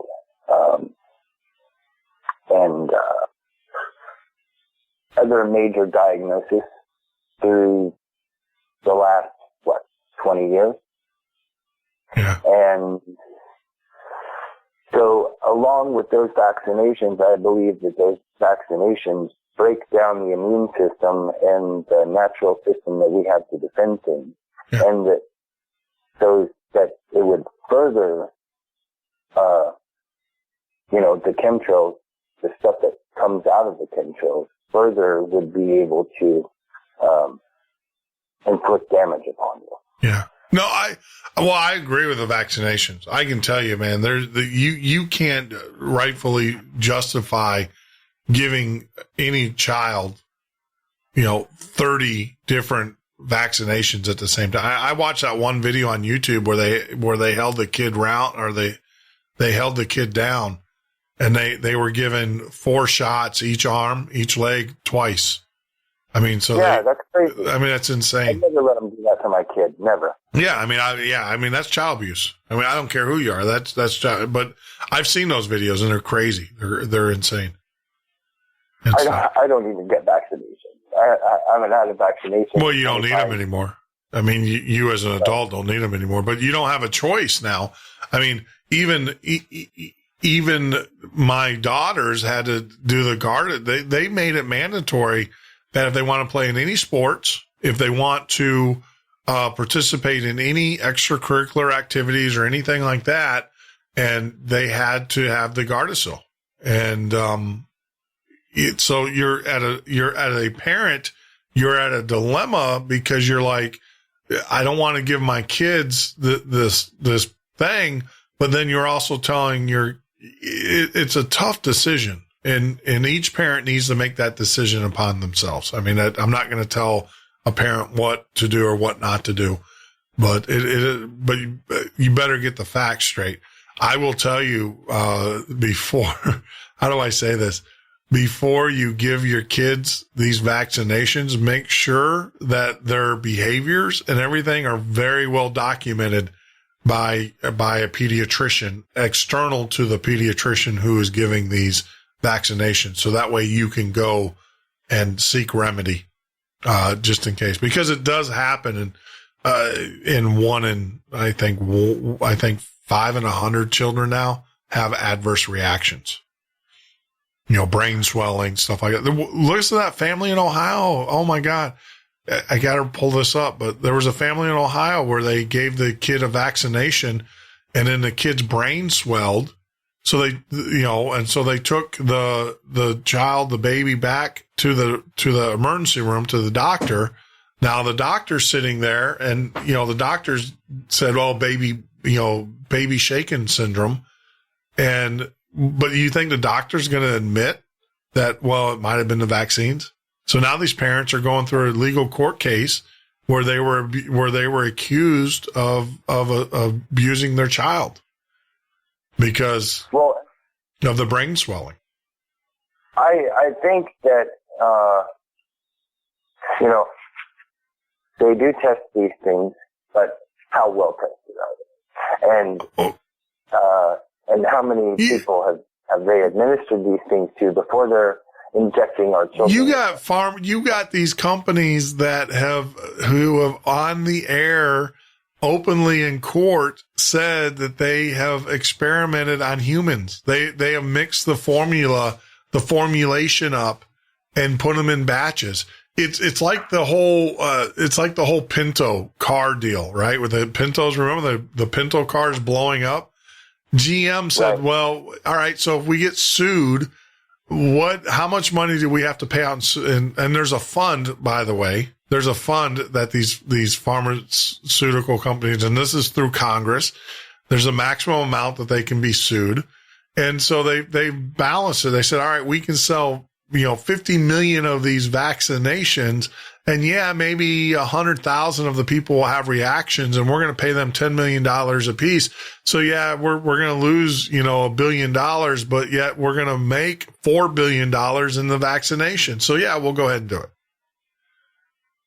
I mean, that's the problem. I mean, that's where the corruption really is where you have these corporations lobbying Congress who limit the judgments that can be received against them. To me, well, and not only that, they don't have any guidelines. They're getting to the point where they don't have any guidelines for testing for really anything. Well, they have guidelines. The problem is that because it's considered part of the product, it's actually kept in secret. There are guidelines. I know enough biochemists and stuff that work that, they have these systems in place and they do use them. And like I said, they knowingly know that a drug, no matter what drug it is, I mean, look how many people are killed by aspirin every year. So that drugs are dangerous. All drugs are dangerous. There's thousands of people killed by aspirin every year. And so they know what it is, but it's that whole risk and reward thing that these arbitrators of these corporations, they calculate out. They go, all right, we're going to get sued, 1,000 times for aspirin related deaths, and they're going to get $10 million of judgment because that's what we're going to offer them. But we sell billions of dollars of aspirin, so it's well worth it. It's well within the level of tolerance. Because they're limited. When you sue these pharmaceutical companies, your judgments are limited to what you can actually get. And you hear about these judgments, $120 million. But you got to remember those things go through appeal. And then the appeal process kicks in, and then, you come out. Most of those cases go to the Supreme Court. Yeah. And they go through the appellate court, and they go to the Supreme Court because, did the appellate court do anything wrong or right? So I'm just saying is that there's a slew of actuary, guys in there and for the insurance, that are saying, all right, risk reward. This is, I mean, well, look at all these drug commercials. I laugh at drug commercials on TV. Yeah. It's hilarious. This drug might cause blindness, liver disease, kidney disease. You'll be bleeding through every orifice and you'll turn into a puddle of mush. And if this happens, quit doing, it might, you're looking, all right, I have a skin disease, right? It's not attractive. I'm not a pretty man anyways. I'm just saying is that you have this skin disease and you take this drug that is, it might kill you. It's like, well, what good is, or it might, cause liver damage. Well, okay. Am I that vain that I'm willing to risk my liver?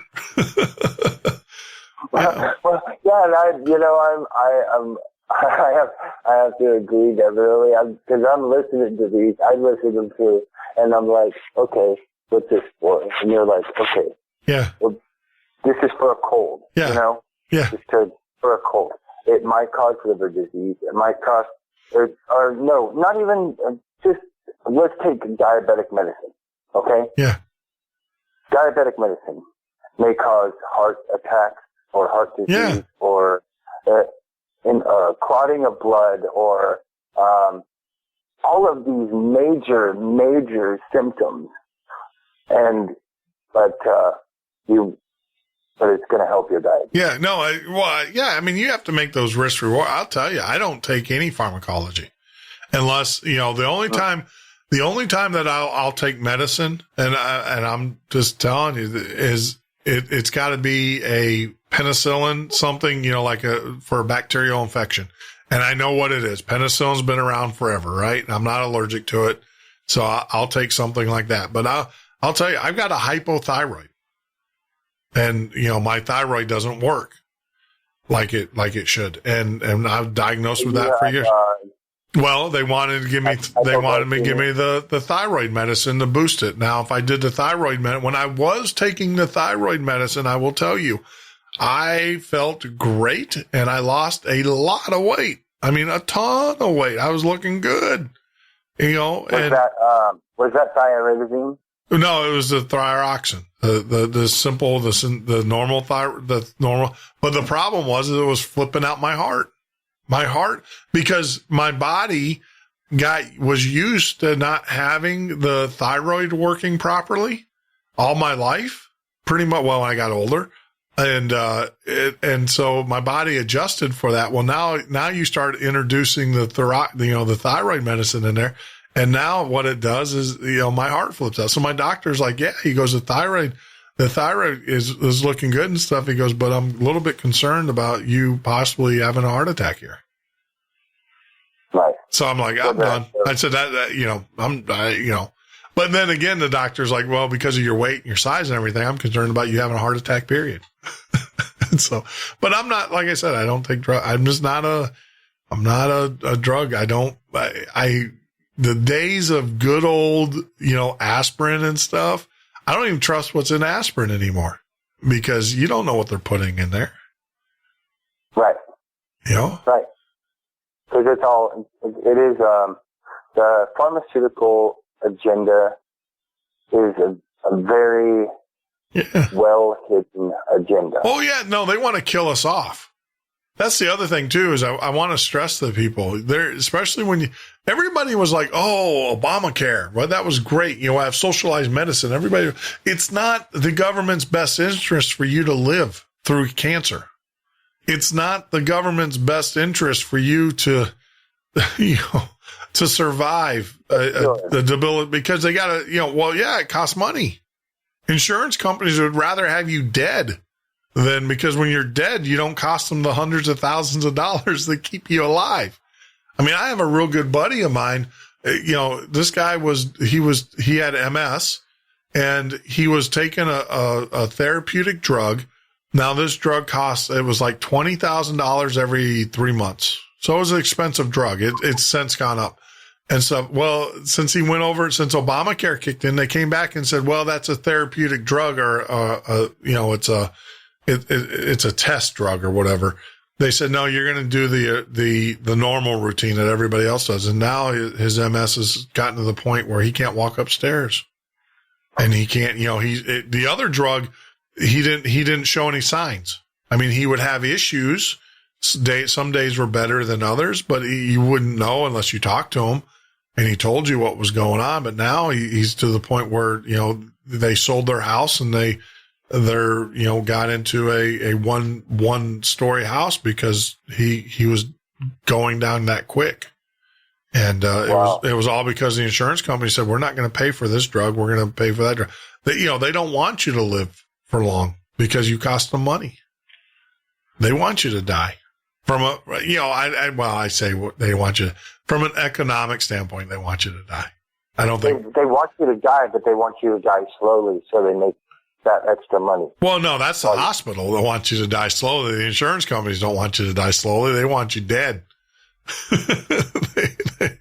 They want you. See, I've always said this is really sick, but I think this is the way the society is going to go. If you're when they pass these euthanasia laws in the United States, like they're doing in other countries, I bet you, don't be surprised if the insurance companies come back to you, the family, and say, hey, look, we figured out that if we keep you alive for another 6 more years, it's going to cost us $200,000. If you do the euthanasia, we're going to split the difference with you and a family, write your family a check for $100,000. I don't doubt that day's not coming, my friend. And talking about coming, we're coming up on a break, so we'll take a quick break as we roll on through the evening here. It is open lines. If you'd like to give us a call, the numbers are 352-388-3900.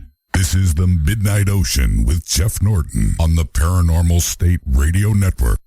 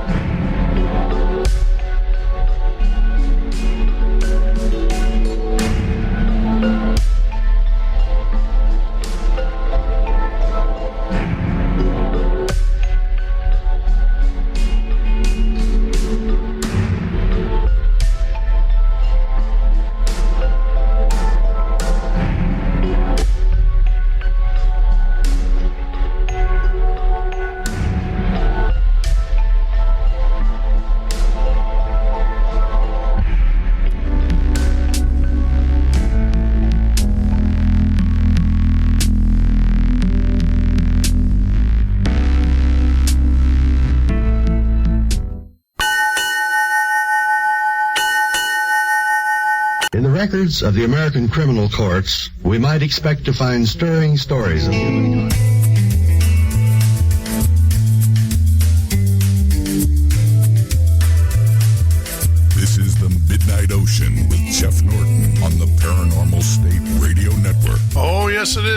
This is the Midnight Ocean, a radio show and a podcast. I am your host, your masters of ceremony, your captain of this ship, Jeff Norton. You can join me here live every weeknight from 10 p.m. to 2 a.m. Eastern Standard Time, or on the web at www.themidnightocean.com. Yeah, for those out there that are wondering, I did not go to the dark side. I am a Nico Rosberg. Let me show that. Nico, Formula One fan. I guess I did go over to the dark side. I dropped NASCAR and picked up Formula One. And so Nico is going for the World Championship tomorrow in São Paulo, Brazil. Good luck, Nico. Actually, Sunday. Tomorrow will be Saturday, so they're qualifying tomorrow. Man, I hope he gets it. Lewis Hamilton's a great racer, though. Oh, my goodness. That guy's got skill. There's no doubt about it. I kind of like Lewis as well because he is kind of like the old race car driver, Hunt. It's a little bit of a playboy, but let's see. But now I have to stick with Nico. I picked my race car driver when I started watching Formula One years ago, and I'll stay with him until he retires. Kind of like what I did with NASCAR. That's right. I was a big Jeff fan, I have to say. Jeff Gordon. I started watching him, and I was a Bill Elliott fan before Jeff Gordon, and then Jeff Gordon, and stayed with him, and then when he retired, I just haven't picked it up since, so I switched over to Formula One, and wow. So that's why I have it. So no, I am not an elitist. I'm definitely not an elitist. I'm just wearing in support for Nico. Hopefully Nico can pull it off this weekend. We'll see. We will see. As we talk with our guest, I just want to say guest. Damien is joining us. No one else wants to call in, Damien, so that works out well for you. Well, hey, I enjoy talking. Oh, yeah. No, I know. I enjoy touching on all the different subjects. That's, we've been stuck in a political thing for a couple of weeks now, so... Yeah. It's good to get away from that. It's good to get away because I think it's only going to heat up. To be honest with you, I think it's only going to heat up. I was wondering, what Glenn Beck. Well, Glenn is not a fan of Trump, so that he's going to still be doing his thing. But Rush Limbaugh and all those guys out there who have been bashing the left for so long, now that they've got, we don't know what we have yet, but now they got an ultra conservative in there. We know what we don't have. Yes, we do know what we don't have. You're right. You're absolutely right. I'll have to what we have, it has got to be better than what we don't have. Yes. I was shocked when I was on the show with you guys on Monday and you were talking about the pedophilia rings and all of that stuff and the walnuts on pizza. And I was like, You guys are crazy. But then I reached out to people who are in that line of work, not pedophilias, but they're the cops, the law enforcement side. And I asked them flat out, and I said, are these code words? And they said, absolutely. And then when I asked about other things, then you guys started to go talk about the Jeffrey Dahmer commissioned statues that they were doing, and then that just opened up the gates for me, and I was like, holy smokes, we were so close to putting and I'm telling you, I'm just going to say it, a devil worshiping Luciferian Podesta probably would have been chief of staff. And we were that close to putting him right into the White House as chief of staff. And that's scary enough. We would not have been in a good situation. Well, then the other thing that goes to beckon is that then it goes right up the chain. You can't tell me. I mean, look, all right. I'm your friend, Damien, and this is hypothetical, right? This is hypothetical. This is not based in fact. Damien, you and I are friends. I come over to your house for a dinner and you got a statue of a naked man who is contorted, a bronze, I'm going to look at that and I'm going to go, what's this all about? That's the first thing. And then you're going to proceed to tell me, you're going to say, well, Jeff, this is actually one of Jeffrey Dahmer's victims. This is a statue, a replica of one of Jeffrey Dahmer's victims. And I'm going to look at you and I'm going to say, I'm not eating here. Nice meeting you, man. Right. I'm going to leave. I'm not going to hang out with you. And then you're say, oh, but on the way out, let me show you this really cool painting that I got on the wall here. And it's these two men sitting on a dinner table eating the third man. That's really cool. I'm going to flat out tell you, you're a freaking whack job and I don't want anything to do with you. Now, why is Hillary Clinton, this goes to culpability.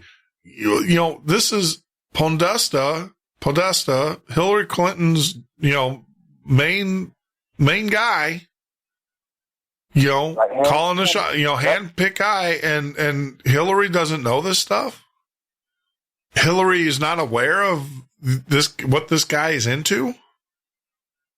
Hillary knows this stuff. Yeah, exactly. It goes, all right, either you're completely a moron, Hillary, which you're not.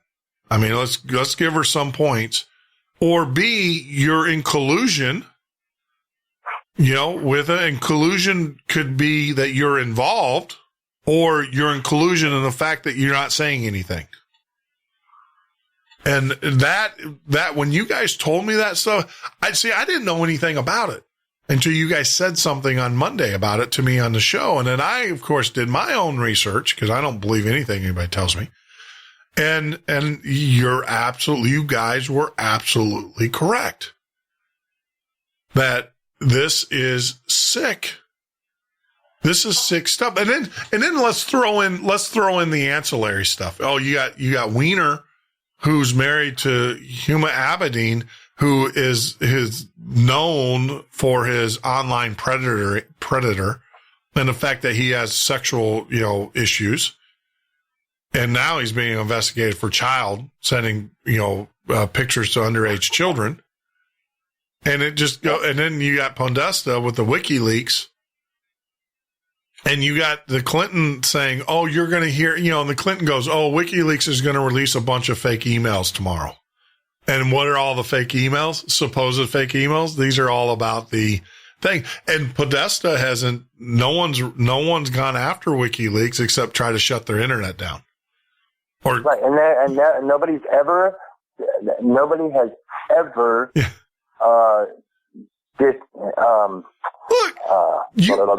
denied, never denied anything that's in these emails. Yeah, ever. You post something like that about me, Jeff Norton, on the internet. I'm going to get on an airplane. I'm going to find you and I'm going to beat your ass. Right. Me. I will hunt you down. I swear to God, if anybody ever, I've done some pretty crappy things, as a young man, and growing up and making stupid mistakes, life choices, but nothing to that effect. Nowhere near, not even the ballpark. That's not a bad life choice. Yeah, this is getting drunk and urinating or getting drunk and public drunk and, drunkenness, driving too fast, stuff like that. Stupid stuff, participating in illicit drugs, and stuff like that. That's what I'm talking about. That's the crazy stuff that I did, what most people do in college, right? It's just that, things that I'm not proud of. I've said things that have hurt people, that were wrong for me to say. They weren't untrue, but they were wrong for me to say. And I should have just kept my big mouth shut. But the thing is that when you if you accuse someone like, even me, of child pornography, pedophilia, all of that stuff, I'm getting on an airplane, I'm hunting you down, and I'm going to kick your ass. And right. But Podesta, no, you don't, no, they're not even going to say anything about it. So that makes Clinton, you wonder. Hillary Clinton, John Podesta, Huma Abedin, they are all involved. Yeah, I am, I can't say that unless you see unless I see an email from Hillary or to Hillary that has that in there. But I can say I will go this far and say she is culpable. She is culpable. Yeah. All right. So I'm not going to say that she's been involved, and I know the stories. I've heard stories of her, and having her little, girly parties and stuff. The way I look at it, as long as you're consenting adults, I don't care. It's none of my business who you sleep with.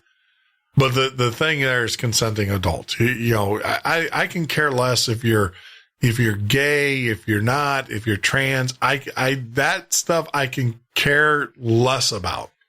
It's not, if that's what, but when you start talking about pedophilia and raping and stuff with children, I have issue. I definitely, even Bill Clinton, with all of his extramarital affairs that he had. Now, as long as they weren't rape, but, we're finding out that more and more were. But, with the whole thing with Monica Lewinsky and stuff, she's an adult. I don't care. I mean, she's a consenting adult. I mean, that's between, those three, Hillary and Monica and Bill, I can care less about stuff like that. I think Bill, I lost respect for Bill Clinton when he stood up there and lied about it. I would have more respect for him and say, yeah, I did it. That's between me and my wife. And yeah, I did it. And that's it. But the ongoing lying about it and until he finally did it, came forth. And you got to remember, that was all part of a testimony of a lawsuit that was filed because of, accusations of rape. That wasn't because they were witch dogging Clinton and Monica Lewinsky. That was all because there was a court case going on that he had to give deposition to about, and they were trying to prove his. This is what we see over and over and over and over and over with the Clintons. Yeah. Always involved in something. I'm just so happy that, though, I really am, and there's a lot of crazy stuff going on. I mean, look at let's take it outside of the United States. Look at the opening of the tunnel there in the Alps and that Baphomet ceremony that they had going on. Go to YouTube and watch it, people. There was a ceremony to Baphomet, on the opening of the CERN project, or not CERN, but of the tunnel through the Alps. And it's just, and you had Merkel there, you had the French leader, you had a lot of politicians there, and it's in your face. It's in your face. It was crazy, creepy stuff. Yeah, you got these musicians who are, Katy Perry. I liked Katy. I liked Katy Perry until I saw her ride in on the freaking. The chariot and stuff at the Super Bowl, that is all based, there is occultism all in that. And people will go, oh, you're just reading it. No, it's based in occultism, guys. You're being indoctrinated to the occultism, to some of the occult. And it's just, I don't know. It's just great. And I'm learning more and more. And I talk to my friends and I've got a lot of friends now who are actors who are awake. And they're like, Jeff, this is normal stuff. Oh, I was just going to say, occultism was all through our movies and our children's movies through Disney. Yeah. And which they've got a lot of sexual, underlying sexual things in them. The Disney movies do. Yeah. And and occultism is slapped in our face in our movies. No, I agree. I mean, I had Manu on the show, and Manu was like, he wants to join the club. He said if someone asked him to join, if he could, he's an actor in sci-fi, and he was on the show, and he flat out said he hasn't been asked to join the cabal yet, but if he was asked, he would. But that's Manu. He's that type of guy. He wouldn't, but he was like, I'll join, and then he'll come back and tell me what they're doing. He's like, who do I need to sacrifice? And, but he tells you, he's a childhood actor. He knows He hears the stories there in Hollywood about the what's going on, the peddling of these child actors to these producers and stuff. And yeah, he came on the air and said, yeah, he's aware of it. And so it's some sick stuff, man. It's just, and I just don't understand that mindset. I really don't. I really, is it that you have so much power? I mean, is it pure evil? I got to ask myself, are you actually being led by the devil?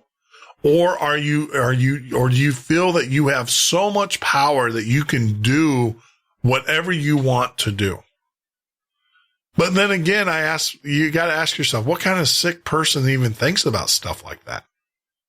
I was going to say, I think it might be a little combination of both.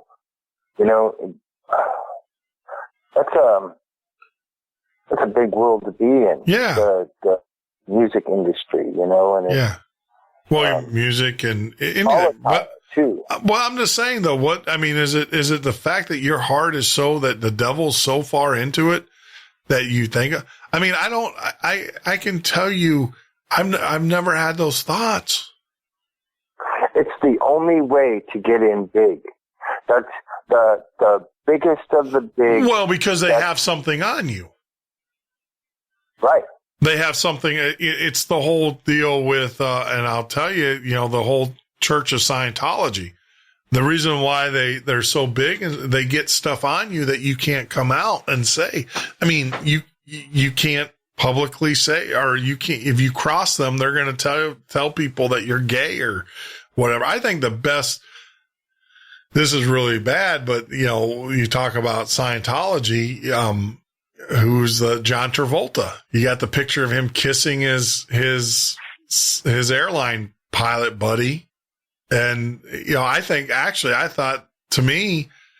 I thought that was awesome that John finally put that stuff out there. Like I said, I don't care who you as an adult, that's between you and that person, right? I can care less. And, but he's not being held hostage anymore. Well, now they got Tom Cruise. Well, part of the Illuminati, code, and I think we touched base on this the other night too, but part of the Illuminati code is public humiliation. You have to go through a public humiliation. Well, yeah, they get you. They'll set you up. I mean, look at the IMF director that came over here to the United States, and then of course they sent him a prostitute, and of course she turns around and blabs on him. But they decided, a lot of people don't realize this, that went the trial, and it was clearly proven that she was part of a conspiracy to set him up to take a fall. And he was acquitted of any sexual wrongdoing. You remember the story? You remember that story? IMF, he came here to do an audit on the gold reserves. And then the next night, when he was going back to give his report on what he did, but he was in New York City and they sent a hooker up to his room. And then she supposedly said that he raped her, but the evidence showed otherwise, that that she was that was all part of a plan or conspiracy. And he was acquitted. He was acquitted of it. Yeah, he was acquitted. Well, what it was he was the director of the IMF for years, and he did an audit of the gold reserve because, we hold a lot of gold for a lot of countries here. And I actually believe that he was going to come back and say, the gold's not there. I did the audit and it's not there. The gold's not there. Well, to shut him up, they had him arrested the next night before he can leave the country. And, they took him to trial. He went to trial and, he was acquitted because the jury said that he was set up. Yeah, it was, it was a great, but you didn't hear anything. You heard about him being arrested for having, supposedly raping this hooker and or this girl. That's what, raping this girl. And that was all over the news, but then you didn't hear about the trial where they acquitted and they said, no, number one, she was a hooker. Number two, she was sent there to claim, the cry foul. And, so then he was acquitted, but you never heard about that. Of course, they replaced him with a female IMF director. Yeah, you never hear about the bad stuff, or never hear about the good stuff, not just the bad stuff. You get to hear about the scandal, but not when people are acquitted or that they've been found not guilty of whatever they were. Yeah, Dominique Strauss-Kahn. That was it. Kahn was his name. Yeah. But yeah, he was acquitted of all charges. And not only was he acquitted of all charges, he was found that he was set up. I mean, the jury clearly said he was set up, and they were actually looking to prosecute the prostitute.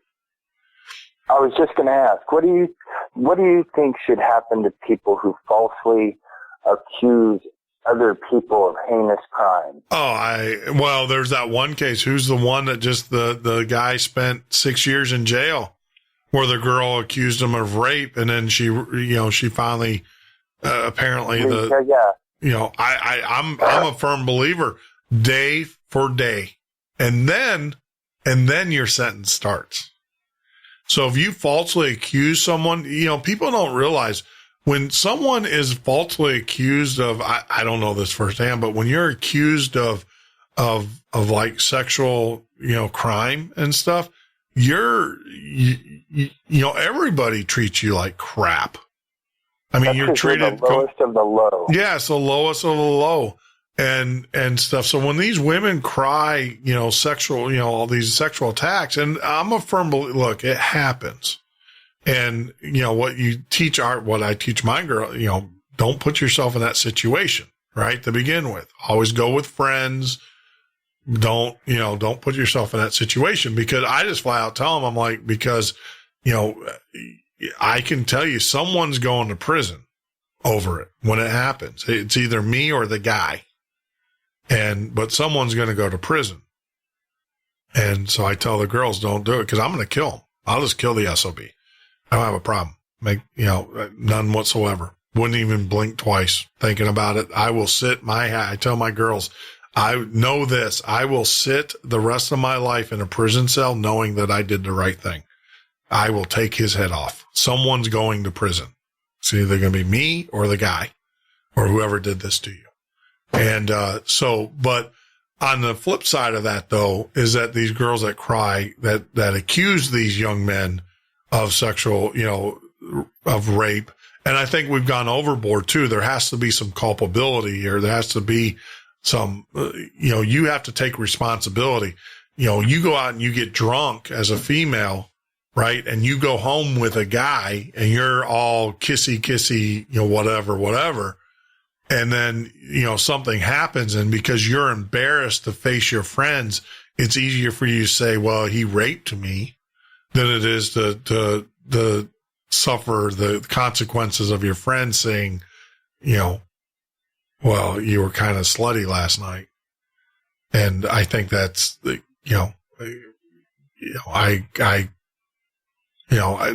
those cases need to be treated as such. And, I don't know. I couldn't be a college guy. I'd be, well, you're an idiot if you don't record, but then you get in trouble for voyeurism or whatever. I'd record everything. I'm sorry. I would record everything if I was in college. I would. If I was a single guy, absolutely. I would. Never a college guy. Yeah. Well, any guy, any single guy, you're at risk. Any single guy who's not married, who's having, the best way to avoid is don't do it, right? Stay out of those relationships. But, it happens. People are going to be people, and it is what it is. But I would tell you, man, I know that there's apps on the phone in which, like, people, like, you get, like, permission. They have the, on this date, I so-and-so give so-and-so permission. We're going to have sex. It's a video recorder where it records you and gives you that permission. So I don't know.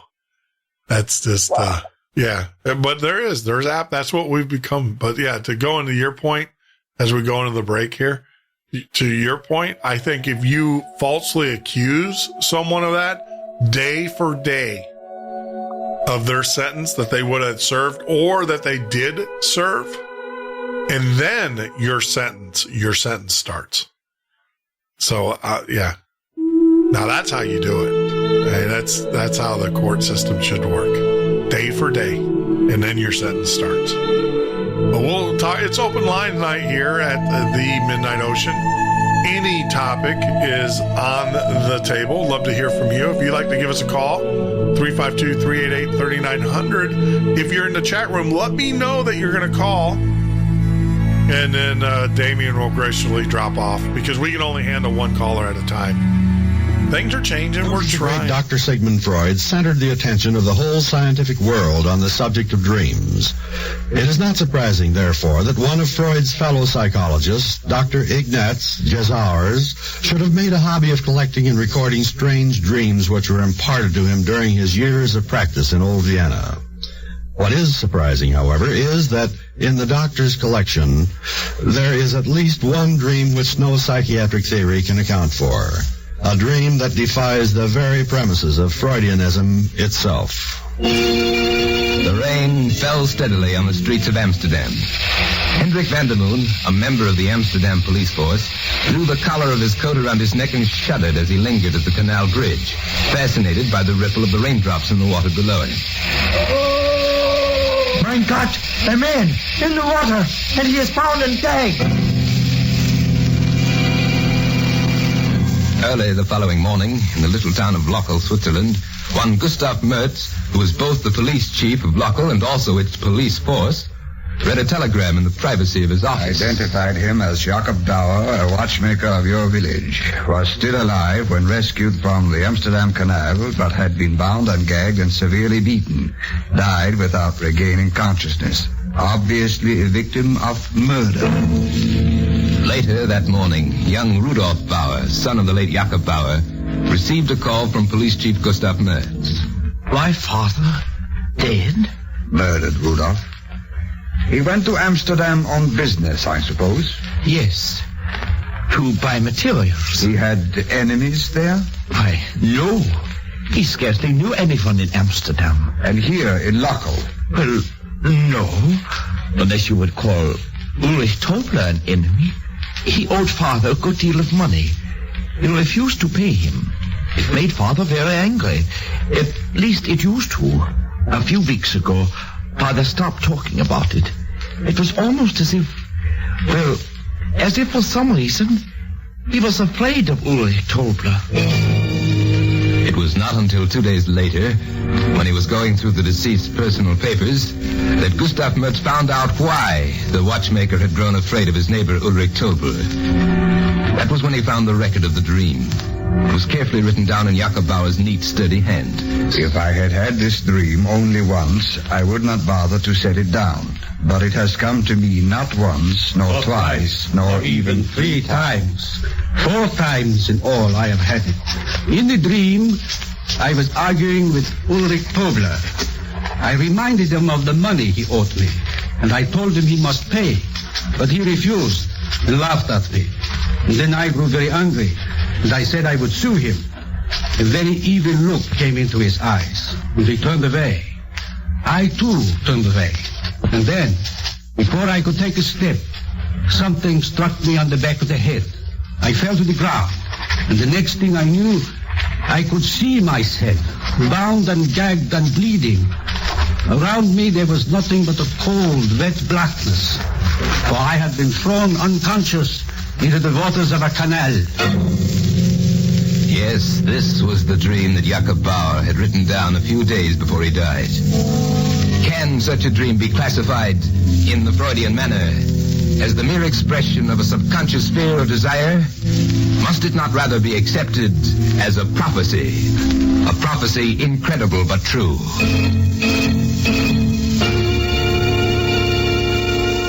This is the Midnight Ocean with Jeff Norton on the Paranormal State Radio Network. This is the Midnight Ocean with Jeff Norton on the Paranormal State Radio Network.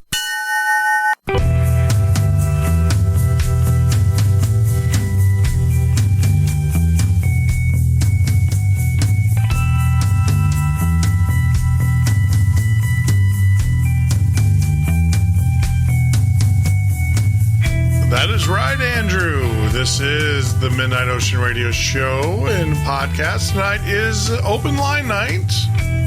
Feel free to give us a call if you'd like to join in. Just let me know. Shoot me a chat that you'd like to call in. We only have one line open. If you want that one line's number is 352-388-3900. Yeah, I want to talk to you guys about some things. So we've been talking with Telos for a while, and it's really weird. No, it's not weird. Just the way it works out. So Telos does everything audio for broadcast industry.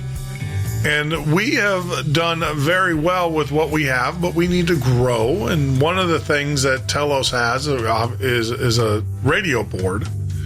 And we've been negotiating with them and stuff. And I would, my inside gut was saying, don't go out there and buy it. Something will happen. Something will happen that you don't have to do it right now. And lo and behold, it's happening. It's amazing how that works. So we'll probably be upgrading the board, which will be awesome. What that will allow us to do, so you guys know, what that will allow us to do is it's a radio board. So it'll allow us to speak with our guests during the break, which is critical. Right now, I have no way of doing that. That's number one. Number two is it will eliminate a lot of the computers that we have. Right now, we have 6 computers that run this show. We can run everything with 2 computers, which is going to be incredible in itself. Number 3, it will open up the channel so we can mix in multiple. So I'll repurpose 3 or 4 of those computers so we have Skype lines running into the thing so we can take multiple callers. But then, hold on. It will interface with the Telos V5 system, which gives us 12 phone lines. That's another enhancement, another upgrade that we'll be adding to the studio. So we'll be able to take 12 simultaneous calls. So right now, digitally, we can only take 1, and that's who Damien is on that line right now as we open the line back up with him. And we're growing. We have to just manage it. We have to manage it. If you want us to continue to be on the air, we can't go broke doing this show and still offer the quality of the show that we offer. And as you know, right, Damien? It's not cheap doing this stuff. No, not at all. And, I know it's, hey, so by the way, since you're on the air, why don't you go ahead and plug your show, man? I don't have a problem with that. Well, I haven't actually done a show in a little while. I probably should. But you're on. You're or whatever on Lori's show sometimes on the Underground Resistance Network. Yep, on Turn. Yep. Yeah. So on Turn that's the Underground Resistance Network. I'm really digging Lori's show. I'll tell you this because it's based on a Christian perspective. And what I really like, and this is what's really, is that she is really skeptical of I've been watching some of her posts out there on Facebook, and she has got an eye on Trump. And she actually said something that was very real. So this is funny, and I'll just share this with the audience. She's put this out there. Some of you Christians are so confusing. She goes, now that Trump is here, God is just going to throw away the end of times plan. Forget about the Antichrist, the tribulation period, the New World Order, and use Donald Trump to make a better America. Is that it? Bible prophecy is out the door thanks to Trump. and so, yeah, and I kind of agree with her. I actually think that we might be seeing a shell game here. I was just gonna add, that whenever you have any kind of game that you're playing, you always have a backup plan. Yeah. Always. Yeah. You always have a backup plan. Yeah. So, and you know that politics are both sides of the same coin, and we can use analogies all night, but the fact remains that everyone who gets into office is a centerpiece for people to look at. Yeah. You know, and what goes on behind that centerpiece, you don't see, because it's shielded, it's covered with a curtain, and that person does the bidding for those people. Yeah. Yeah. No, I whether mean, we like to admit it or not, you know, and that's, sorry, I'll say this and then hand it back to you. That's why JFK was assassinated, is because he was actually exposing them at a time when they were vulnerable. Yeah. Yeah.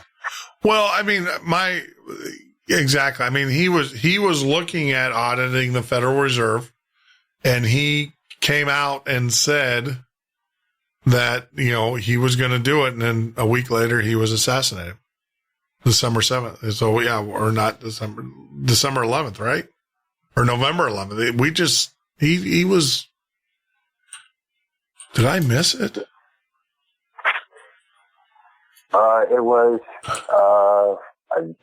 was a day or two before. November 22nd. Yeah, we just missed it. Yeah, November 22nd. Oh, so yeah, so it's coming up. Yeah, it's coming up. Maybe we need to do a JFK roundtable. That would be a good show. That would be awesome. Yeah, maybe we need to start putting that together. I'll reach out to Lori and stuff and see if she's up for that one. We'll do a roundtable. Yeah, because I didn't. Yeah, December 7th is Pearl Harbor, which actually we should do a roundtable on that one as well, because they're finding out. That's another false flag. Yeah. So maybe we ought to do a roundtable on that one as well. But yeah, it's just, you know, one of the things though is I don't jump. You know how they're saying Trump Pence and Trump Pence. Trumpets. Yeah, it means trumpets. But the Urban Dictionary, you know, look, people. The Urban Dictionary is not a dictionary. Anybody can put a term or a phrase into that thing. And so I'm just telling you, don't, just because someone is, it's weird. I have this huge fly in my office in the studio here, but, yeah, he's kind of watching me. He's a fan of the show. I just flicked him off though. But the thing is, that's an Urban Dictionary. Don't read into that. But it is kind of funny that if you take Trump and Pence, put it together, you get trumpet, which, you know, they say trumpets begin the tribulation, the blowing of trumpets. So. And you never know in a million years that it could be just like Nostradamus saying Hitler. Yeah. You know? Well, I remember as a kid watching the Nostradamus special on HBO with Orson Welles or whatever, and talking about, and you know, at that time of my life, I was living on a SAC base, right? And he talked about the New World being bombed and blah blah blah blah blah. But that was supposed to happen in like 1987 or something like that is when Nostradamus predicted that. So I don't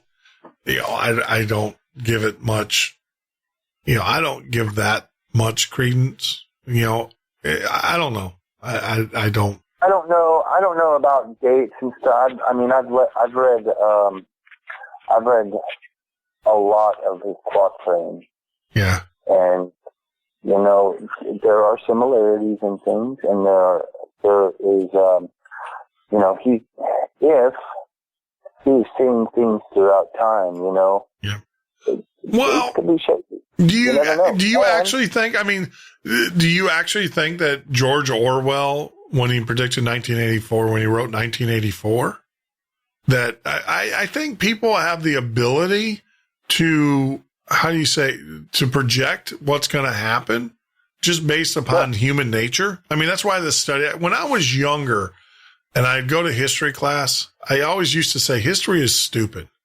And they're like, why? And I was like, well, because history repeats itself. And if it repeats itself, I'll just wait and I'll see it firsthand. Why do I have to study it? And I used to be that naive about it. But now I look back at it and say, well, yeah, history does repeat itself. It just repeats itself in different forms.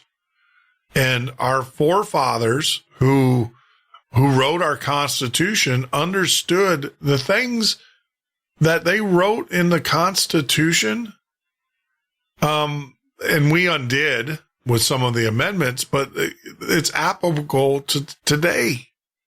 Now, a lot of people would say, well, the Second Amendment's not, because they were thinking about musket. No, it don't matter what the firearms, that they had back then versus now. It was all about, keeping the government honest and for the people.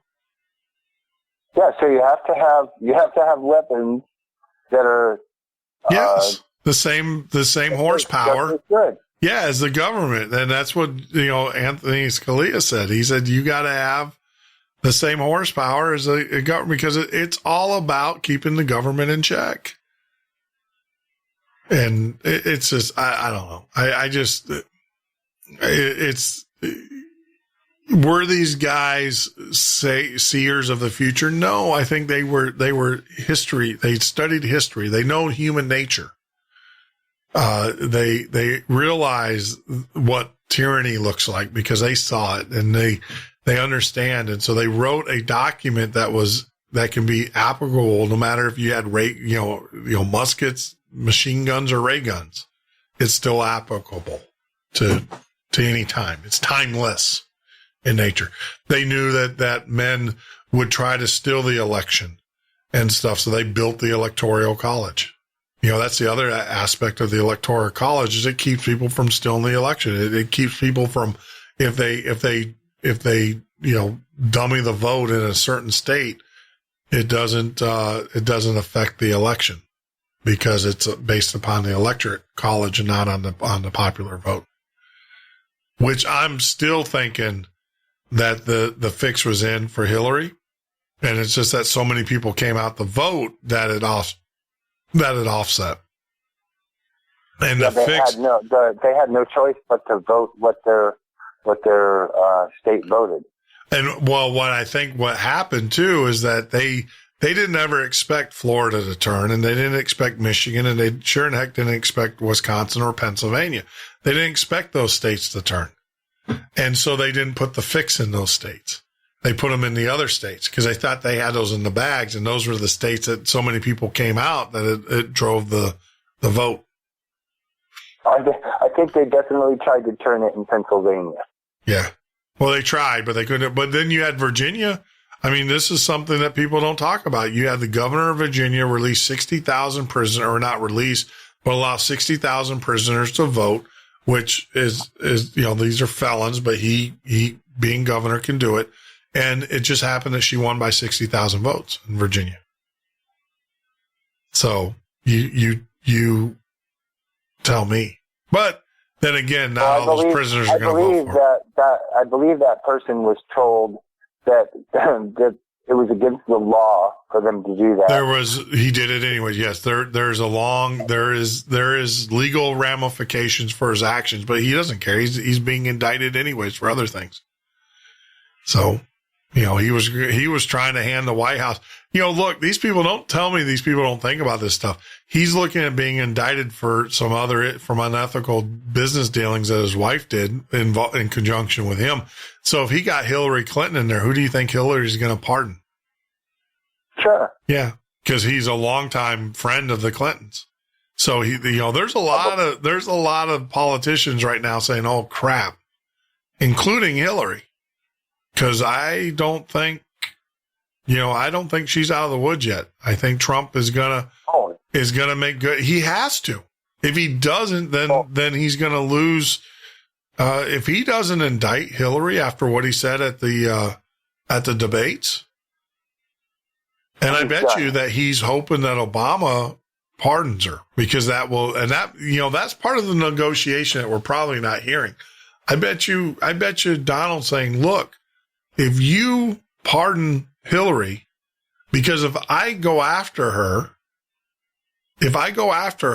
it's going to split the American people, right? So you pardon her, I won't go after her, and for that, I'll keep some of the Obamacare there. We'll just tighten it up. I don't know. I don't know about that. I'm telling you, that would be his entire platform gone.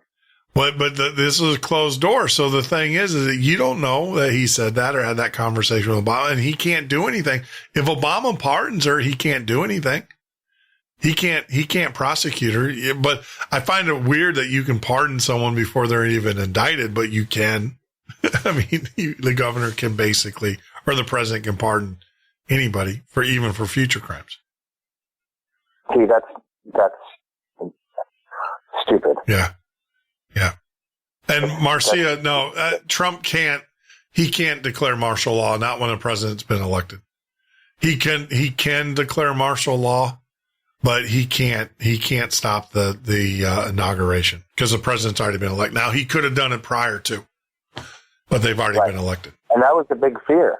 Yeah. Well, what is it now? They're trying to, the liberals or the Hillary losers are trying, and I'm not calling them losers, but the people that lost the vote, Hillary. Well, I guess we could call them losers. There's some good people. I mean, look, let's face it, there's some good people, and we're going to need everybody to participate in order to turn this country around. I mean, we are. You can't do it just on a segment. But we need everybody. We need everybody to be involved. And that's what's disheartening is that, you already got people that say no matter what they're going to do, they're not going to be involved. And, and they're always going to be felt left out. But, it is what it is. It's their decision. But the reality of it is that, if he pardons Hillary, there's nothing that Trump can do. And then Trump saves face because he doesn't have to do it. If he doesn't pardon Hillary, but see, that could be the other play. Is if Obama doesn't pardon Hillary, I mean, there's some devious stuff going on here. If Obama doesn't pardon Hillary, Trump will have to indict her or seek a special counsel to indict her because that was one of his campaign promises. Yep. Yeah. And I think the Justice Department may, in fact, be waiting to charge her so that they can pile the charges up and then charge her after Donald Trump is elected. Yeah. So that there can't be any of that mess. Because, come on, this is a level of corruption and, let's just say it's treasonous. Yeah. So, on many different levels. And that's just talking about the emails and whatnot, about concerning Benghazi and some of the other items that are floating around. And there's many of them. Yeah. Let's just pick the top ones. And that's, yeah. I mean, she didn't, when she stood up there and said, and everybody's like, oh, she sat up there for 11. She didn't sit up there for 11 hours. Let's explain this. She said, all right, so you take 6 hours because half and half of it was people, kissing her butt and the other one was people trying to fry her butt. So you got half of that. So you got five and a half hours. Then you got lunch, which was 2 hours. So that leaves you 3 hours. And then you've got another, break, so basically she was grilled for an hour and a half to 2 hours total. But she made it sound like she did this big, long 11-hour marathon. And it's like, no, come on. Let's not lie. You were only grilled for about an hour. Never at any point did she give a straight answer. No, she didn't. She never. Didn't. No, you're right. You're absolutely right. She didn't, what difference does it make? Whatever.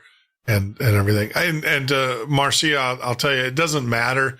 She can recount votes all she wants to. In the chat room, they said her Clinton is recounting votes. She can recount votes. She conceded number one. And then number two, that's why we have the Electoral College. It doesn't go by votes in the United States. It's by the Electoral College. And he clearly won the college, the Electoral College. Well, the only case that the popular vote would count, and that would be if there was a tie on the Electoral A tie in the Electoral, yep. And we talked about that. So, yeah, if there was a tie in the Electoral College, it's the only time the popular vote then would be considered. Yep.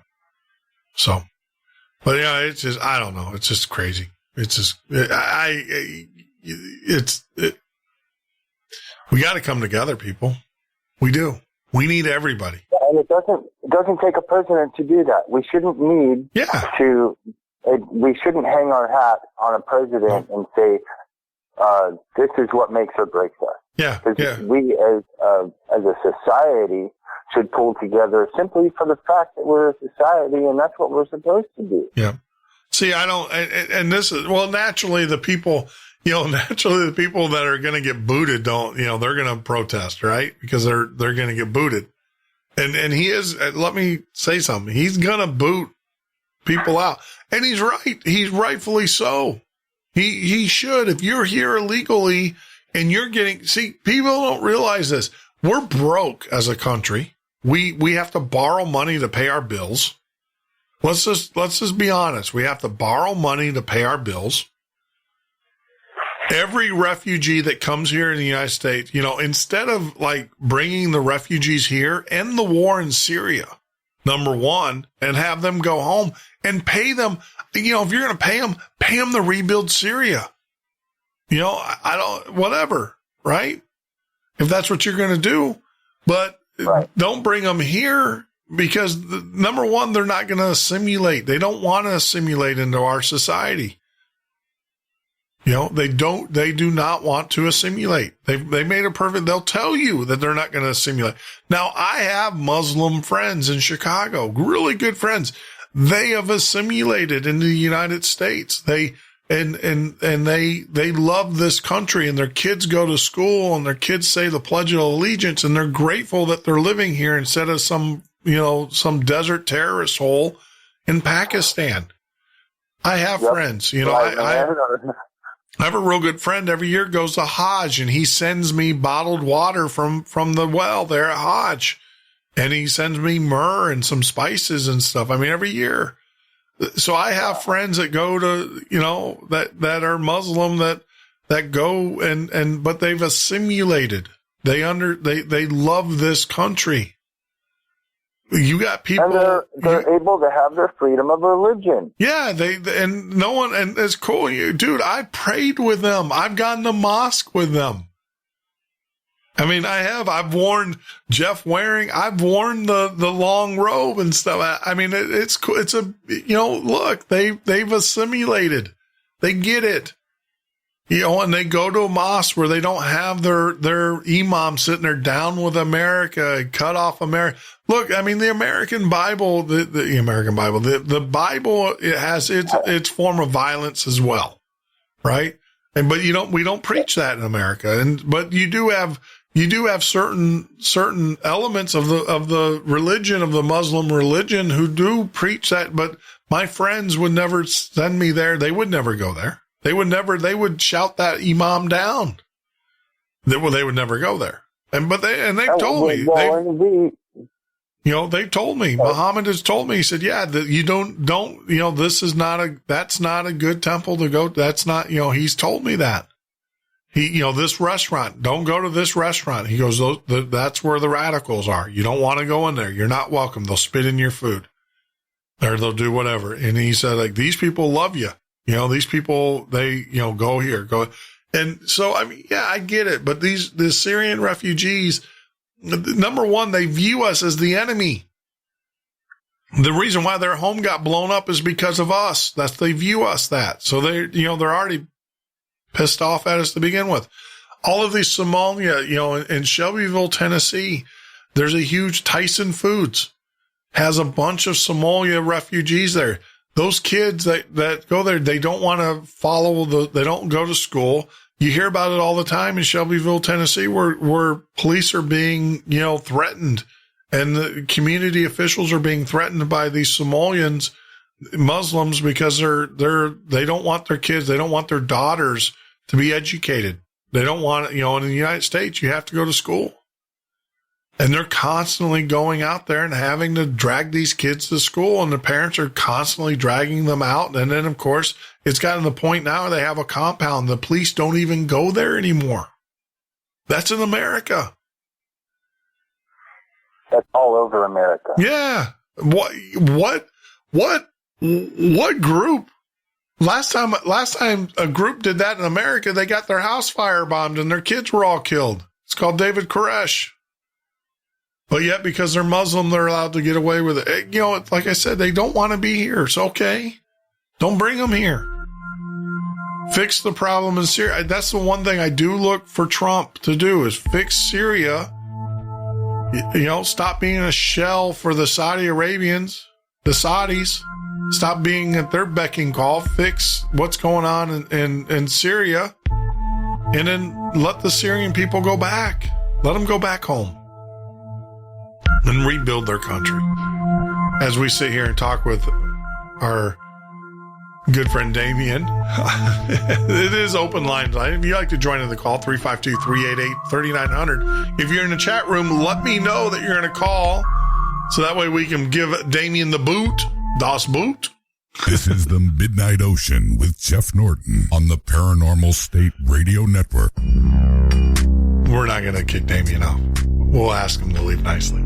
But take care. We'll be back in a few minutes. 4-minute break.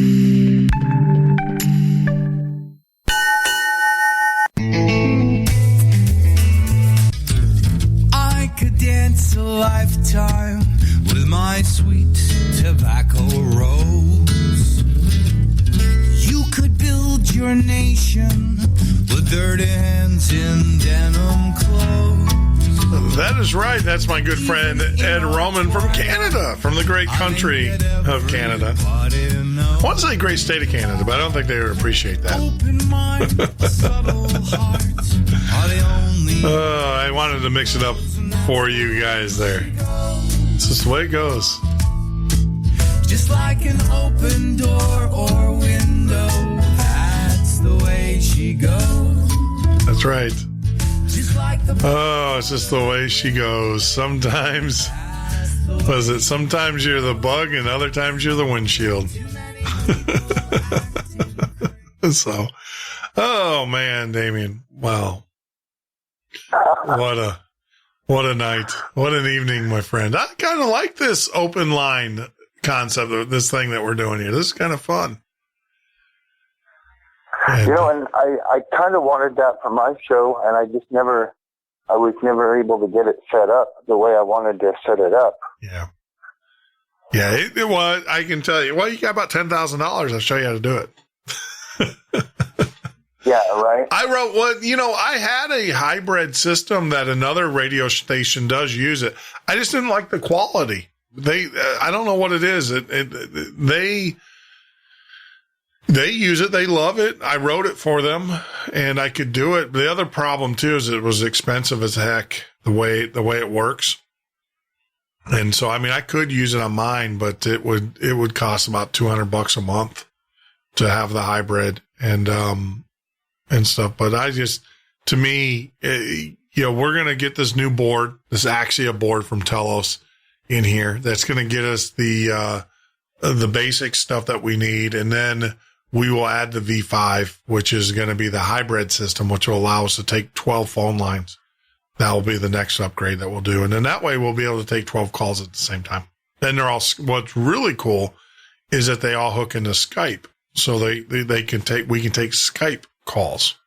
And, with Skype, as you know, you can have a phone number, which you're calling in on, but you're doing it through Skype, or you can call in directly through Skype itself.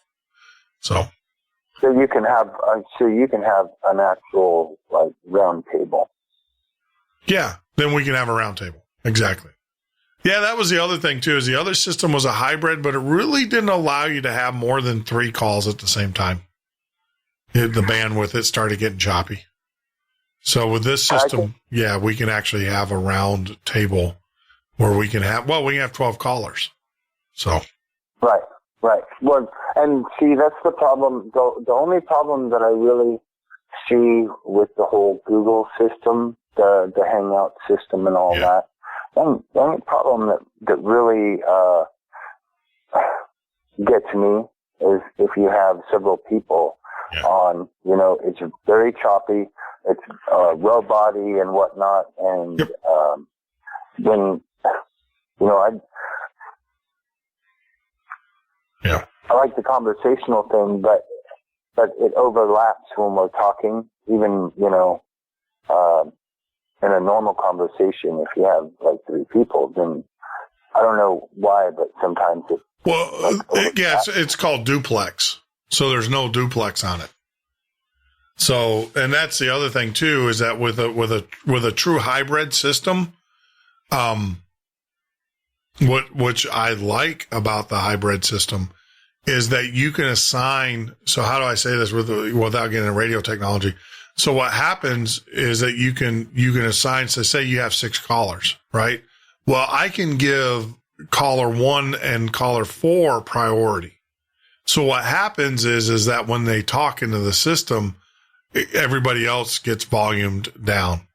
So 1 and 4, it's all, part of the radio system. These things were designed for talk shows and stuff. So obviously, the host would have priority over everybody, but then you can set priority on the other channels as well. And, so but it's a radio system. We got a quote in here. Gosh, guys, we're going syndication. So you got at the first of the year, we're going to be, kicking over to syndicated networks. We're going to be out on XDS and everything. And, it's about $22,000 we have to spend to get there. I'm not asking how. I can tell you, for those that don't believe, I don't have $22,000 $22 in my bank account right now, let alone 22,000. But by the grace of God, who am I to question what he has in store for me? So it's, yeah, but we'll get there when we get there. No sooner, no later. But it will happen. And I was told when it's supposed to. Yeah. What's that? When it's supposed to. When it's supposed to. Yeah. I was going to go out and take a loan. I was going to call. I have friends, I definitely have friends who would loan me the money. And I was going to do that. I was going to go out and get the loan from my buddies, people that believe in what we're doing and want to get the word out. And I was going to do that. And, my voice in the head said, nope, don't do it. I will take care of you.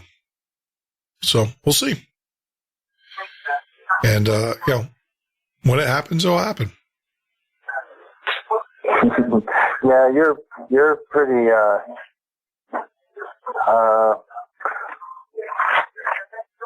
deep thinker. I would deep thinker. I wouldn't say that. You know what? I learned, how do I say this? There has been in my ministry, in my life, I get flamed for this, by the way. I wish some of you guys would get on YouTube and smack some of these people down for me so I don't have to. But they're like, shut up. No one wants to care about your life. We're just here for the gas.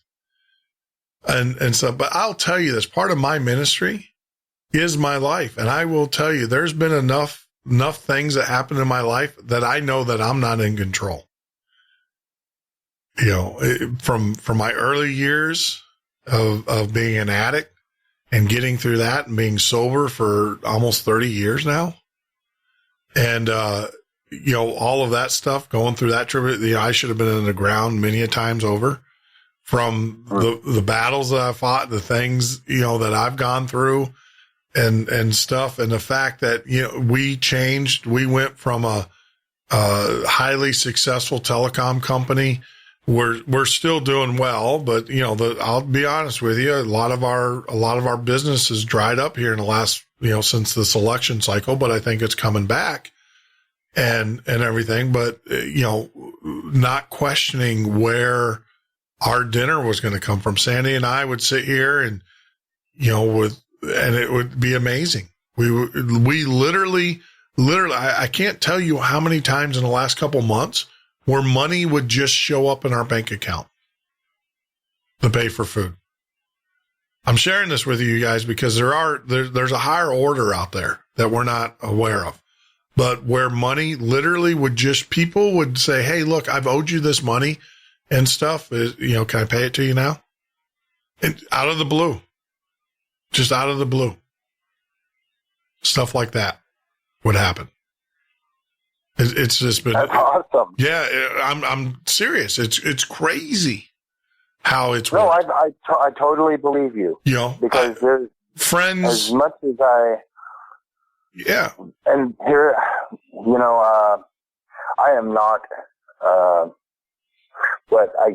what people would call a Christian. Mm-hmm. Because I do believe that Christ was a man. I do believe he walked on earth. I just don't believe that he was of some invisible entity. Yeah. However, I do believe in the things that he taught. And I do believe that there is a spiritual plane that we live on as well as this plane that we live on physically. Yeah. Oh, absolutely. Two different separate planes. Yep. Completely. They're not attached in any way. Well, they're attached through you. You're kind of like the conduit, right? No, what I mean is the physical realm and the spiritual realm are different realms. And by way of, for example, say you're walking down the road, okay? There's no one there. There's no one, you haven't seen anyone in hours. Sure. And you're thinking something that you need this specific item or this thing or whatever have you.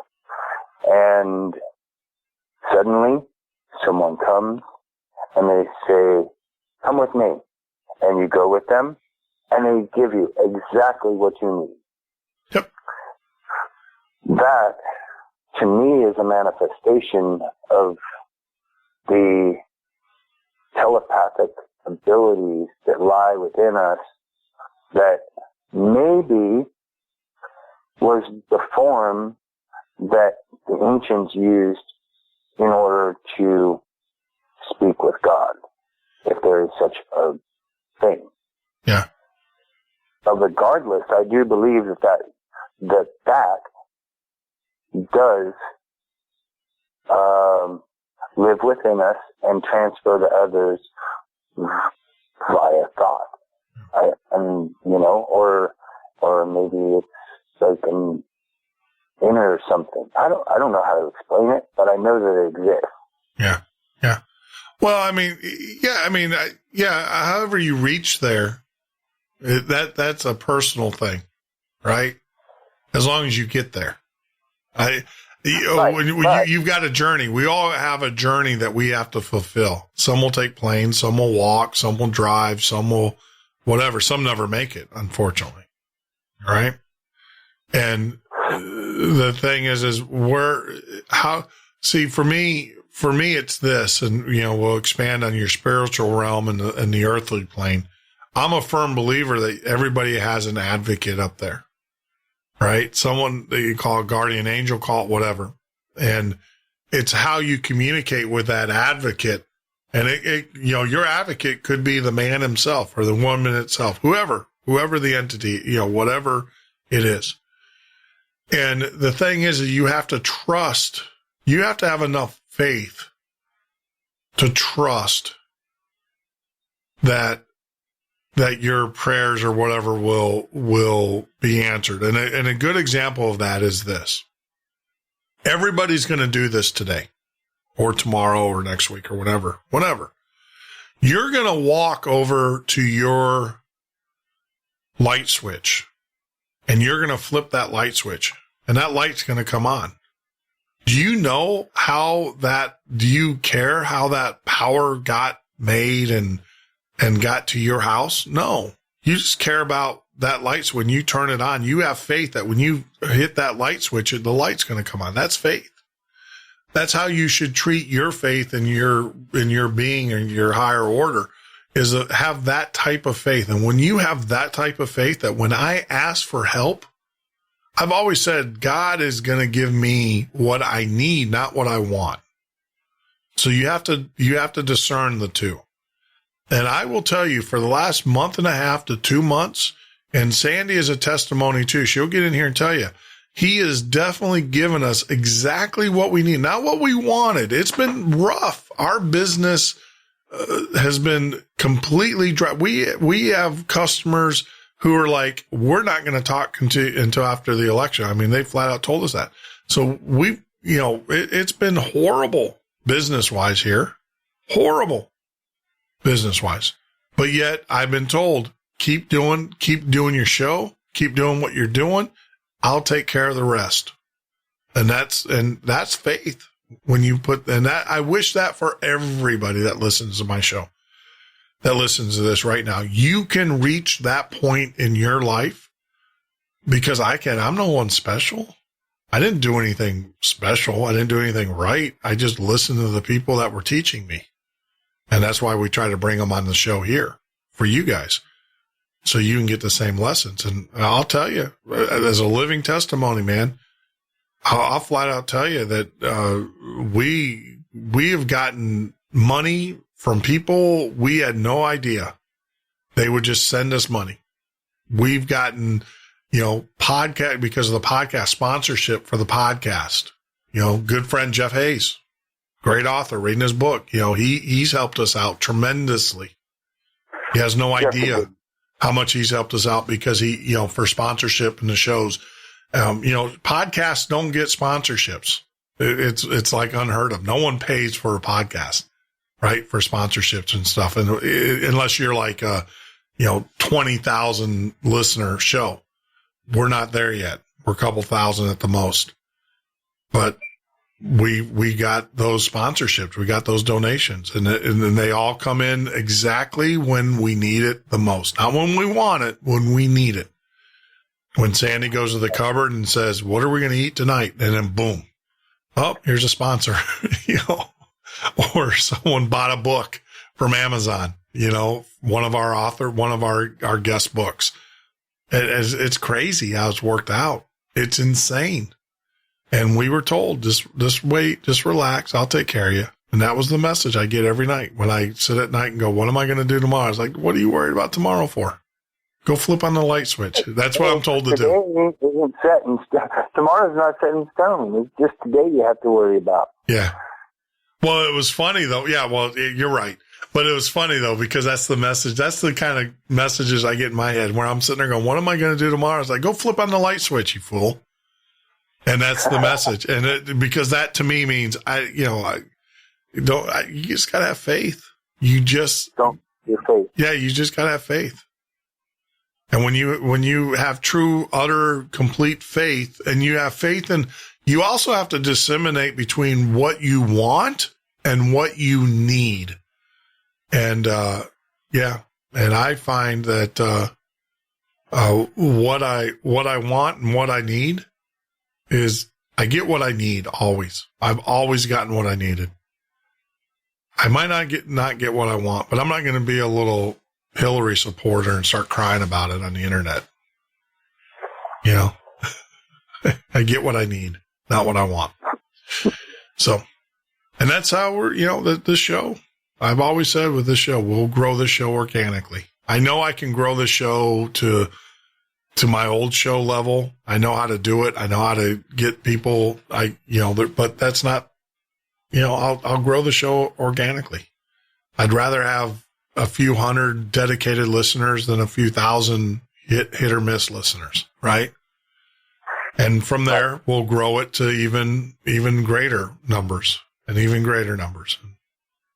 Yeah, that's just how we do. I think people like to hear the truth, or maybe just different perspectives of what may be the truth, because we live in a time when things appear one way and then they appear another way, and they're ever changing, and it's like this bizarro world from what we used to live in. And even from the time that I was growing up to now has changed so dramatically that you have to look really hard to see what the truth is. Yeah. Yeah. Well, but see, that's the other part of it too, is when you're attached with your higher self, he's not going to leave you, or she's not going to leave you out the dangle. You can disseminate the truth pretty quickly. A lot of people say, like with me, and I'm not, look, I will tell you, the questions I ask on my show, when I do my show with guests, I don't write them down. I don't study the guests. I don't do that. They come naturally to me. And some of them do come from you guys in the chat room, but most of them, the questions come, but that's not me asking the question. That's, I believe, and I'll say this, I am asked. There's times where you'll hear me on the show say, look, I've been asked to ask you this. When I say that, that's a code word for my higher self that is talking to me and saying, hey, look, ask him this question. And you'll find what's really bizarre when I do that. You'll find that the guest will say something that they've never said before. I did it last night when we were talking, when we were talking to Ventry. John, last night, I said, look, I'm just asked to ask you this question. I did it. And then we went into the conversation of demonology and how he thinks that the aliens that are here now that people are reporting are not actually aliens, but they're demon entities. And that was like a whole nother conversation, which made the show a great show. Laser in the, it's Nico Rosberg. It's not Mercedes. Well, he drives for, I'm rooting on my driver, my former lasers in the jungle wanted to know what I was wearing. He's like, oh, you corporate shill. You sell out. Mercedes are nice cars. I'll never own one though. But I'm a truck kind of guy. So no, Nico's racing Formula One guy. I'm rooting on my Formula One driver. He's racing in Sao Paulo tomorrow. So that's why I'm wearing the hat. It's my Petronas hat for Mercedes. But, no, that's code word. When you hear me say that, when I've been asked, cause usually I'll say, a guest that, or someone in the chat rooms asks this question or how to do it. But when you hear me say, I've been asked, that's code word where some, in the back of my head, this question was given and now I have to ask it. I don't have a choice. It just pops out of nowhere. It comes out of nowhere. All my questions come out of nowhere. I will be the first one to tell you. I do not, how do I say, I don't prepare for these shows. And when I say prepare, I don't sit down and write questions. I don't sit and listen to other shows that they've done. I know the people for the most part, right? Because I do listen to other shows, or I've listened to them in the past. I don't listen to a whole lot of shows now because I just don't have time. But I don't do a lot of research on these people. I do read their books. When they send me a book and stuff, I do read the book. So I try to at least read their books and stuff. But yeah, I don't, it's all off the cuff. But I think it makes it more natural. It makes it a conversation. We converse. And who knows? That's the way it should be. It's not a programmed program. Well, I can tell you, I have had so many guests tell me that we talked about things that they've never talked about before on any other radio show because of the nature of the show. Yep. Well, a lot of shows are going to ask the same questions, Yeah, well, they do. Yeah. Same questions that people want to know. I have publicists. Or highlight. It's funny. I have publicists now because a lot of our stuff comes through through publicists.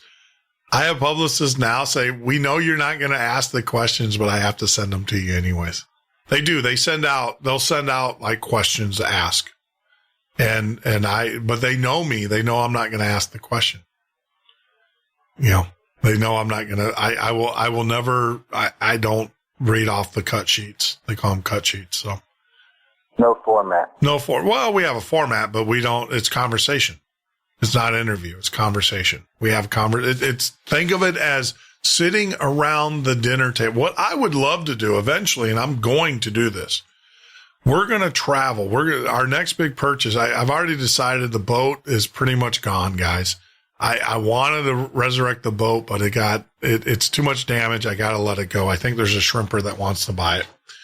And, where are you at, Jeff? I'm in Florida. I'm right in the Gulf. Oh, you're not too far away. Yeah. We're not far at all. I go to South Carolina quite a bit. I have a big customer there. But the thing is that, so what we are going to, this is the next adventure.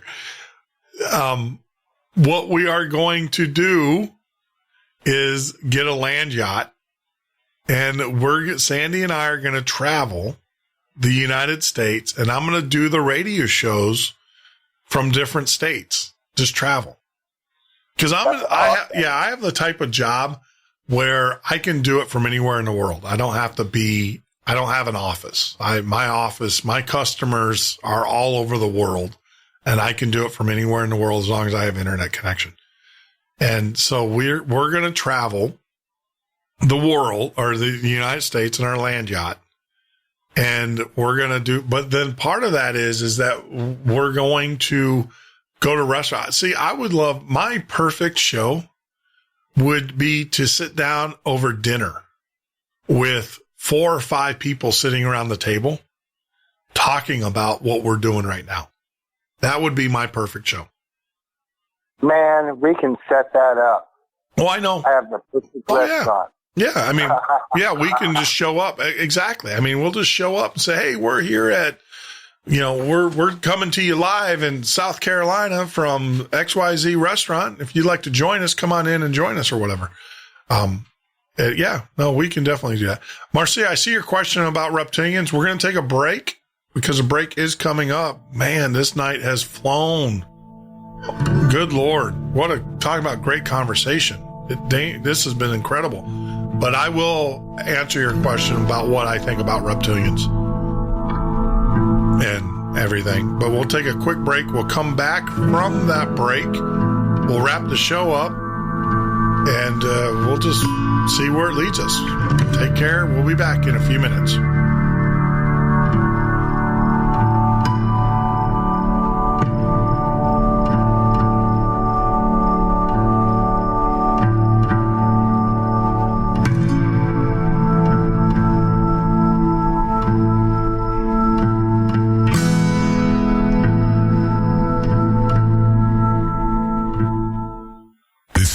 Midnight Ocean with Jeff Norton on the Paranormal State Radio Network.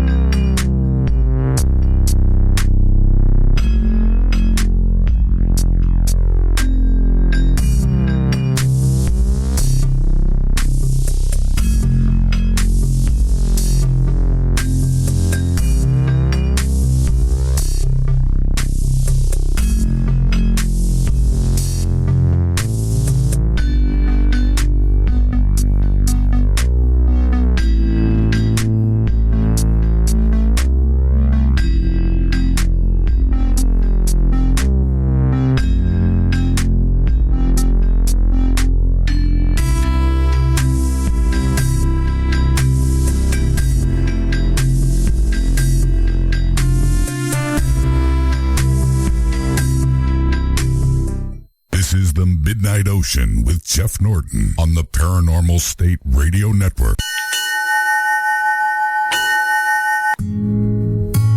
That is right, Andrew, as we wind on down tonight's trip. I am your host, Jeff Norton. You join me here every weeknight from 10 p.m. till 2 a.m. Eastern Standard Time, or on the web at www.themidnightocean.com. Hey, it is the month of Movember. That's right, you heard me correctly.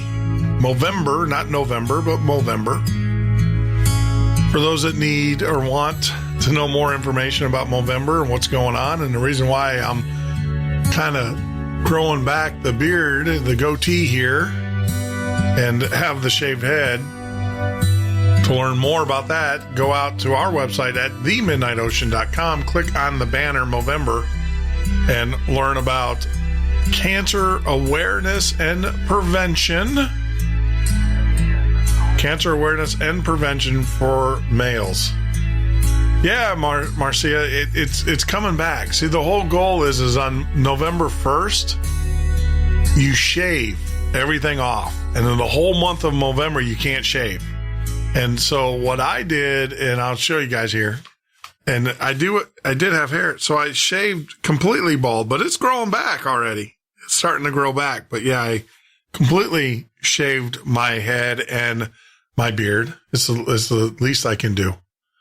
To help raise money and awareness for cancer awareness through November. So click on that link. We have a team up there. I joined Team Barnacles, which is a guy that I listen to on YouTube. Love his stuff. It's all things geek. I will warn you, it's all things geekish, geekdom, but Barnacles is great. Jerry does a great job. It's fun to watch him. So I joined his team, and so we can do whatever we can do to raise things. Yeah. So yeah, kind of growing it back. It's kind of weird. It grows faster on my head than it does on my face. For those guys that know me and watch, I usually have my goatee going, my stripes and stuff. So we'll see what color it comes in as. So, but do what you can do. But yeah, the reason why we shave everything off is so that we can draw attention, because people go, what happened to your goatee? Why did you shave your head? Especially my hair, because I had moppy hair. Shave it off. It's a great conversation piece, and it gets the conversation going and getting people aware of cancer, AIDS, and they do AIDS as well, research, and prevention for males, for men only, testicular and prostate cancer. So, wow. Yeah, Cousin It. Stop. My father said the same thing. I look like Cousin It. Stop it. Not Cousin It. I look like the uncle. I can't think of his Uncle Fester. Yeah, my dad said the same thing when I took pictures when I was completely bald. He said, "You look like Uncle Fester." And so I don't care. Shame me. I don't care. It's for a good cause. As long as we raise money. And donate. Talk about cancer. I got three. I have my father. I've got my next door neighbor, Joe, and I got Raymond, who's my other, we joke about it. She's my other mother. She's my mother's best friend. And so I call her my other mother because she kind of is motherly. And, her husband, Raymond, they're all three of them are suffering from some form of cancer. It's just a horrible disease. Terrible, terrible disease. But, oh, well. Hey, let's go back. Marcia, I wanted what were my thoughts on reptilians? I will tell you this. Steve, I'll take you up on that. After last night's show, how do I say this? Because I don't want to break confidence.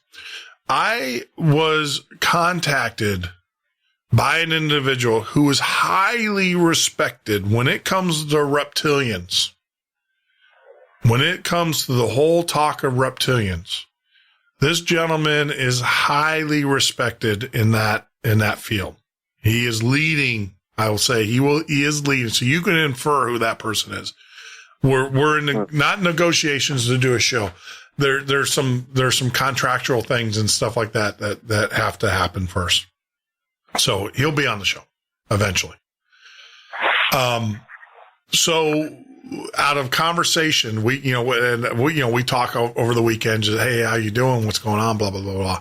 And so he has come to the conclusion, as well as I, that that there are physical reptilians on this earth, right? There are physical reptilians. But most of the reptilians, what it is that these individuals are taken over. Most people who are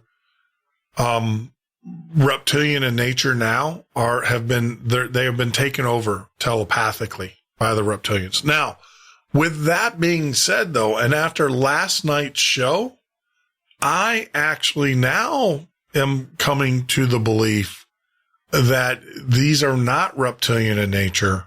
These are demonic creatures. And let me tell you why. So a lot of guys, a lot of you that listen to the show know how I got into the paranormal.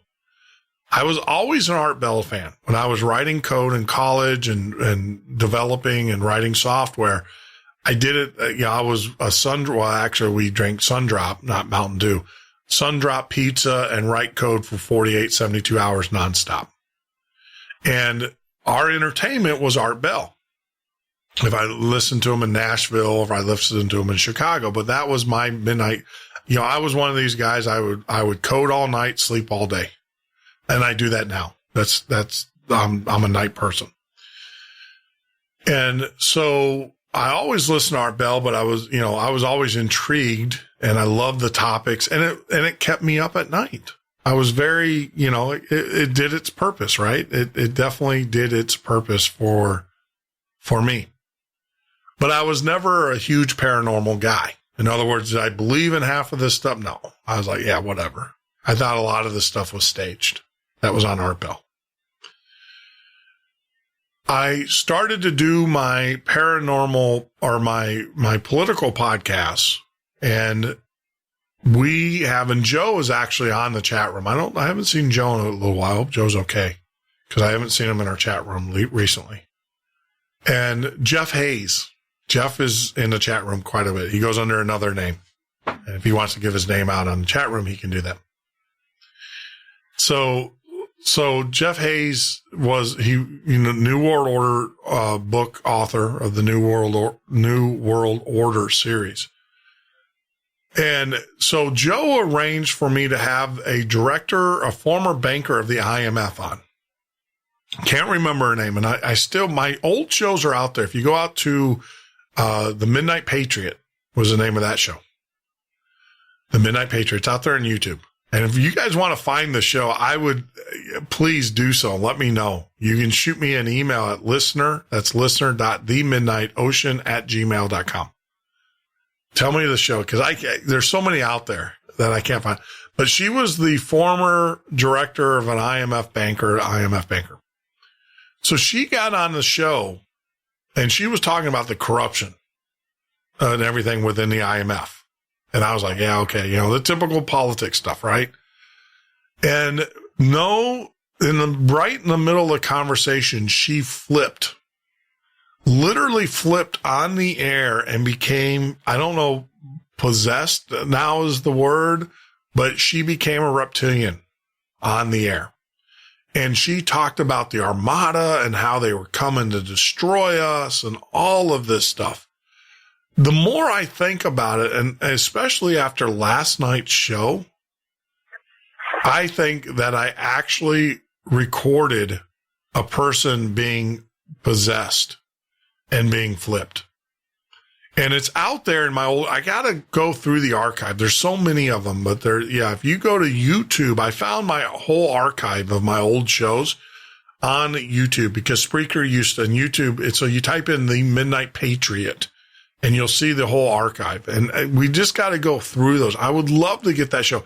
Now, Joe still has her in his contact list on Facebook. So he's been trying to reach out to her, but she hasn't responded.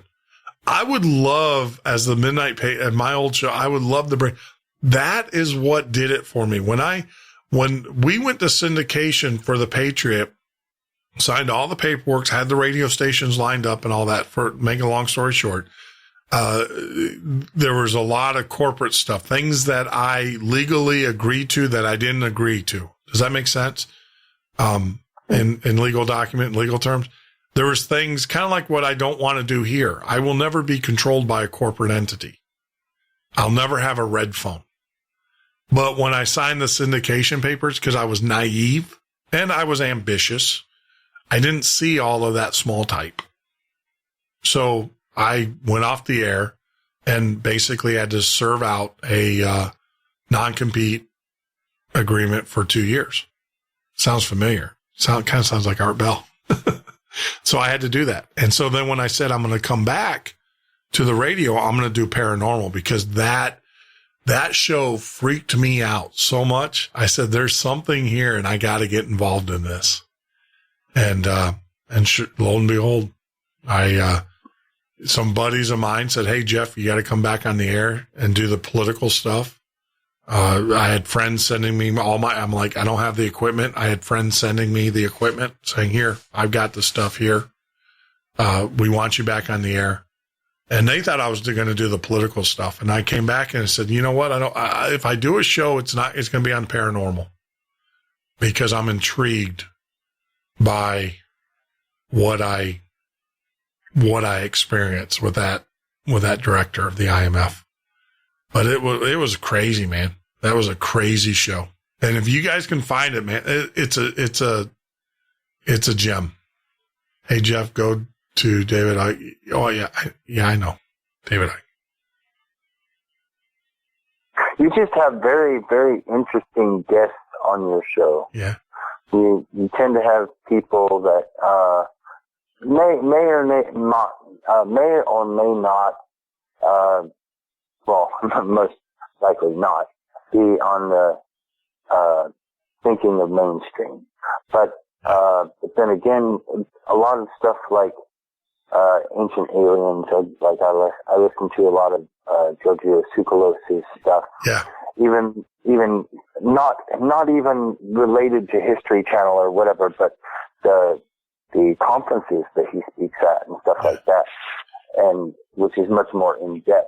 You haven't seen anything yet. We got the ear. I will tell you, and it's funny you mentioned David Icke, but there, Marcia. We'll leave it at that. Coming in the next coming year.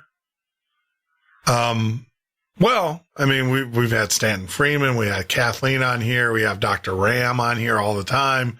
I mean, we got some of the players and especially in this genre, and they love the show. I mean, we've all become friends through this. Actually, in the 19th, I'm hooking up Dr. Ram and spend the weekend with Dr. Ram in Florida. We're going to get together and he's going to introduce me. But I will tell you, we had John last night. John and I, hit it off, and hopefully we'll continue the conversation and go forward and stuff. But we have some major players, and next year it's even going to get better. We already have guests lined up for next year. It takes that long to book them, and some pretty incredible people. So. That should be pretty amazing. That'll be really amazing. Yeah, we're growing. We're growing the show. And look, talk about growing, guys. We have over 300 subscribers right now. We're averaging about 100 new subscribers a month. I don't know what a good growth rate is. I really don't know what that is on YouTube, because I don't know what is a good growth. I know for a fact that if I did the political stuff, I could have 20,000 subscribers in a month to 2 months. Doing the political talk. I just know I could. Sure, or if you did 5-minute rants. If I did 5, but see, the problem is I don't want to disenfranchise anybody. That's the goal, is that we don't want to, I don't want to disenfranchise anybody. I don't want anybody to feel that I'm a right-wing, conspiracy theorist who does a paranormal show. I don't, that's not my nature. I want to appeal to everybody. But I can do a rant on both. I mean, I can easily, there's faults. I mean, everybody's with fault. So, but, but that's not we'll grow this. I mean, What will grow this show, and this is very important. I want everybody, as I get really close to the microphone and I blow your ears out here. If the people that are listening to the show right now tell 5 of their friends, post on their Facebook page and say, hey, look, there is a late night show that's not corporate controlled. I will tell you almost every Fade to Black. There's a couple other shows that aren't corporate controlled. They're private entities like myself. But there are late night radio shows that are not corporate controlled. We don't censor. We don't care if some corporation's offended. Monsanto or some pharmacology company is offended. I don't care if YouTube gives me a strike because I said something bad about one of their advertisers. We don't care. If they would, if everybody that was listening to the show right now would tell 5 of their friends about us, we would be at the 10,000 listener mark instantly. And, and that's what it takes. See, the problem is that I could buy listeners, and that's what a lot of shows do is they buy listeners. I can buy listeners, by buying promotion, but we're not doing that. That's not good money. We want this to be organic. We want the Debs of the world. Quality listeners for a quality show. Yeah, we want Debs. We want lasers in the jungle. We want, Marcia that's coming. Hopefully you'll come back, Marcia. We want, Damien, we want you. We want Sentinel. We want people that are going to continually come back. Repeat listeners. I mean, there's things that we can do. I mean, there's like Bell Gab. Here's the thing. I can go out the Bell Gab. I'm not going to do it. If you guys want to do it, go ahead. Hint. We not. But there's Bell Gab, which is a huge Art Bell fan club. Well, they have a forum. In their forums, they talk about Art Bell, like shows like Art Bell. Oh. If someone would go out there and tell those people about, I promise you, we could pull a lot more listeners. And look, my response to those loyal, you guys that are here, you'll always be able to communicate with me. I have ways of communicating. That's the one thing too. I tell people, join on our Facebook page, Midnight Listeners, because that's the way that we're going to communicate with you. The Midnight Listeners webpage, we're kind of revamping it a little bit. But if you join us on Facebook, Midnight Listeners, I will always make sure that when we put in the phone system, the Midnight Listeners, the core group of listeners, the original listeners that listen to me, that got me going, will always have a direct phone number into my studio. So I'll always be able to talk to you.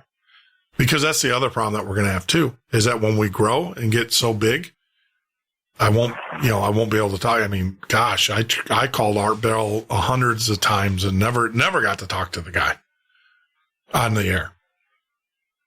So, yeah. So, I mean, the main thing is. I'm sure.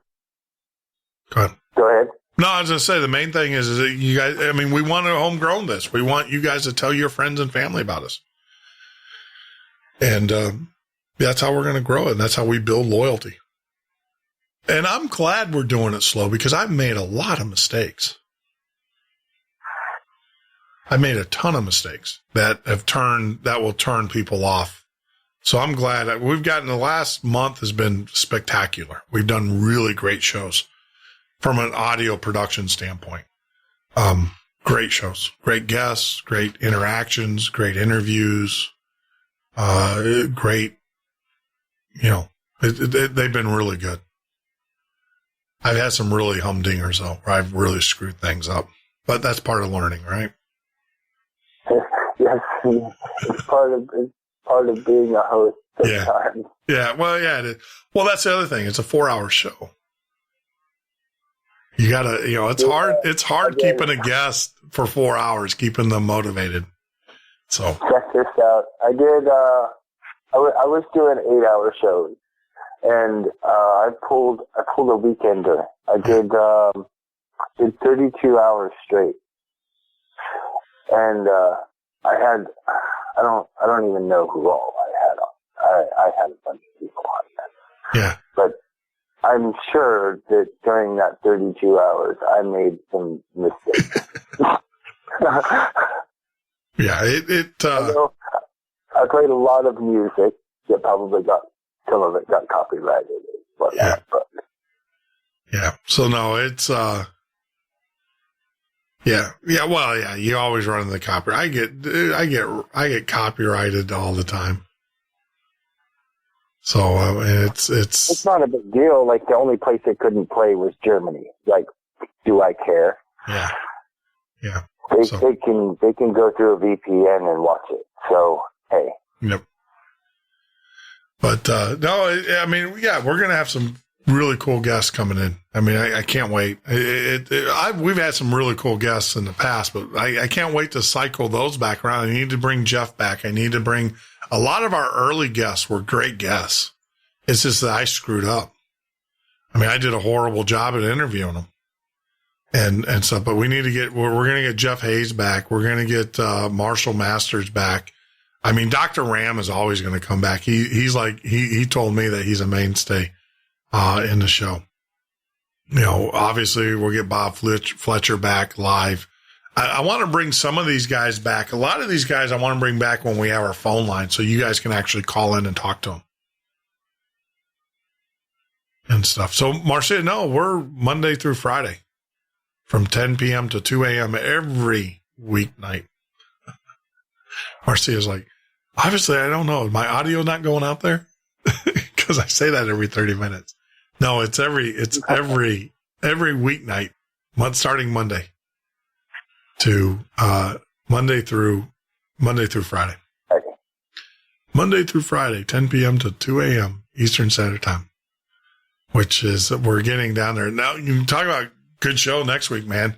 We have Ransom Stevens is going to be joining us. He's the right brain, left brain guy. He actually I won't let that, but this is going to be pretty cool. And he also wrote the God patent in sensory deception. So we're going to be talking about, you know, some of the things that how do you say? Neurological functions. Neurological, kind of how your brain works, stuff like that. Yeah. So it's going to be cool. That's next week. And then we're going to have Mark Anthony is going to be joining us. Not Mark Anthony, the singer, but this is another guy. We got Donald Jeffries and then Rick McMillan McCullum is going to be joining us next week. So next week's going to be tight. It's going to be a great show. So that whole week is going to be outstanding. It's going to be a fun week. And, we're bringing more in. I mean, I've got the following week, the 22nd through the 26th. We haven't filled it in yet because we have some, you know, the holidays. We were thinking about what we were going to do special for the holidays. And I'm going to be traveling for Thanksgiving and stuff. So, but very nice. Yep. But we're going to be doing that. Hey, Marcia, shoot me an email. Let me see if I got this. I don't have this in here. Can I just add something to go ahead. what you were saying about the reptilian? Yeah. Because I was thinking about it the whole time we were at the commercial break. And that's,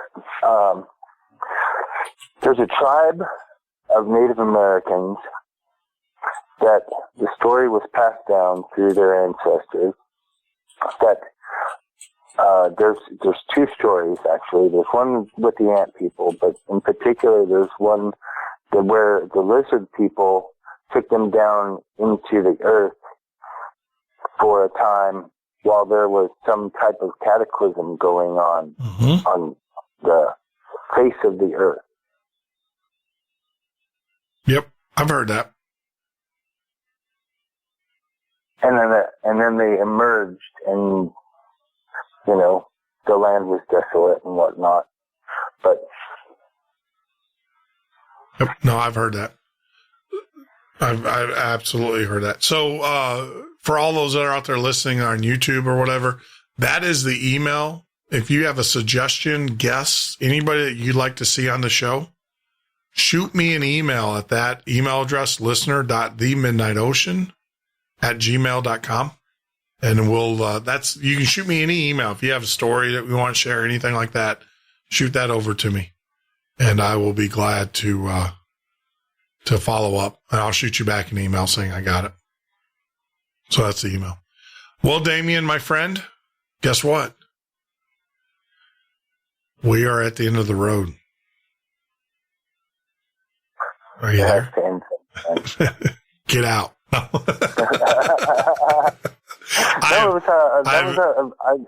was enlightening for me, yeah. And I enjoy the speech. Thanks, man. No, I enjoyed it too. Thanks for coming along on the ride with me. It was fun. I didn't know, these shows are Friday night shows are one of those shows where they're either short or they're great, where where we talk and stuff. And I thoroughly enjoyed just having a powwow with you guys. This is what sucks. I wish we could have more people on at the same time, like the party line, and have everybody talking. But, we have to have the equipment to do that, and we'll get it eventually. We'll get it. And then that way we can do on Friday nights will be party line night, and we can just talk and stuff. But yeah. See, Marcia, that's the thing is when you have great conversation, things go by quick. Yeah, it went by very quick, guys. I'm shocked. This is probably the quickest show ever. And I'll tell you, when I was coming into the studio night to do this show, I was down. I wasn't feeling, I was like, I just wasn't feeling it. And then, got the mojo, got the show. This show energizes me, and I appreciate it, you guys, and joining in there. But Damien, I got to say goodbye, my friend, so we can sign off here. Yeah, thank you. Thank you for having me on. Oh, no, thank you. Don't be a stranger. You have my, shoot me an email there. And Laura has my personal contact information, so get it from Laura and then reach out to me, okay? Yeah, I think we're friends on Facebook, right? I don't know. Are we? I'm pretty sure. Okay. Well, then shoot, man. Reach out to me and stuff. If you have topics that you want to talk about or things like that. All right. All right. There you go. Damien joining us. And like I said, we will get the phones. If you want to send me an email, shoot it out to me, listener.themidnightocean@gmail.com. Be glad to hear from you. Of course, if you have Skype, you can TMO listener and then Skype, and you can Skype a message to me as well. That's also cool. What a great week. What a way to close an awesome, outstanding week, guys and gals. I thoroughly enjoyed it. I appreciate it very much. I appreciate your support and everything. And, like always, it is Friday. Well, it's Saturday now. Spend the time doing something you love. That is what my wish for you is. Did that come out right? Especially this weekend, find someone that you love and you enjoy spending your time with, and, do it. Go out there, enjoy the time, enjoy the weekends. It is time to put the tools up. Now, unfortunately, if you do have to work on the weekend, man, just listen to some of our old shows. I'm right here with you. And like always, if you need someone to talk to, you can always find me. You can messenger me. I'll respond back to you. Even though you're not friends on Facebook, you can still send me a message. Go to, Midnight Listeners, shoot a message over, and I'll try to respond back to you over the weekend. I don't want anybody to feel that they are not appreciated. So once again, I just want to say thank you. Thank you. All of our great guests this week. Has been an outstanding week. God bless you all. Have a great weekend. And as my good friend, you'd think I'd have this queued up by now, but it's weird. The system doesn't do that. You'd think it would know that it's end of the show.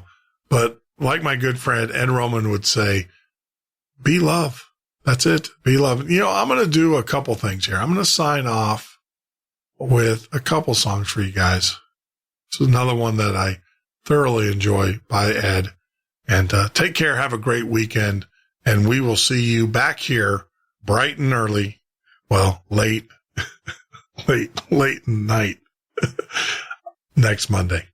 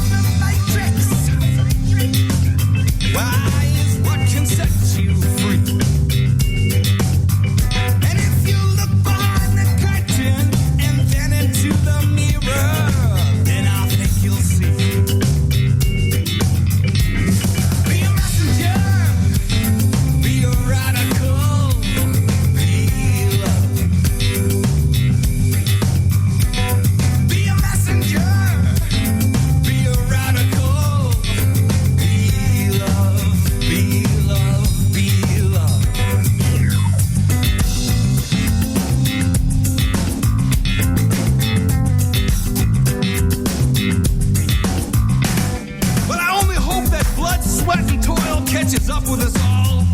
The scars that you get each day make you stronger somehow in some way. Look for your own truth in your heart when it's bold. You know, it may seem like a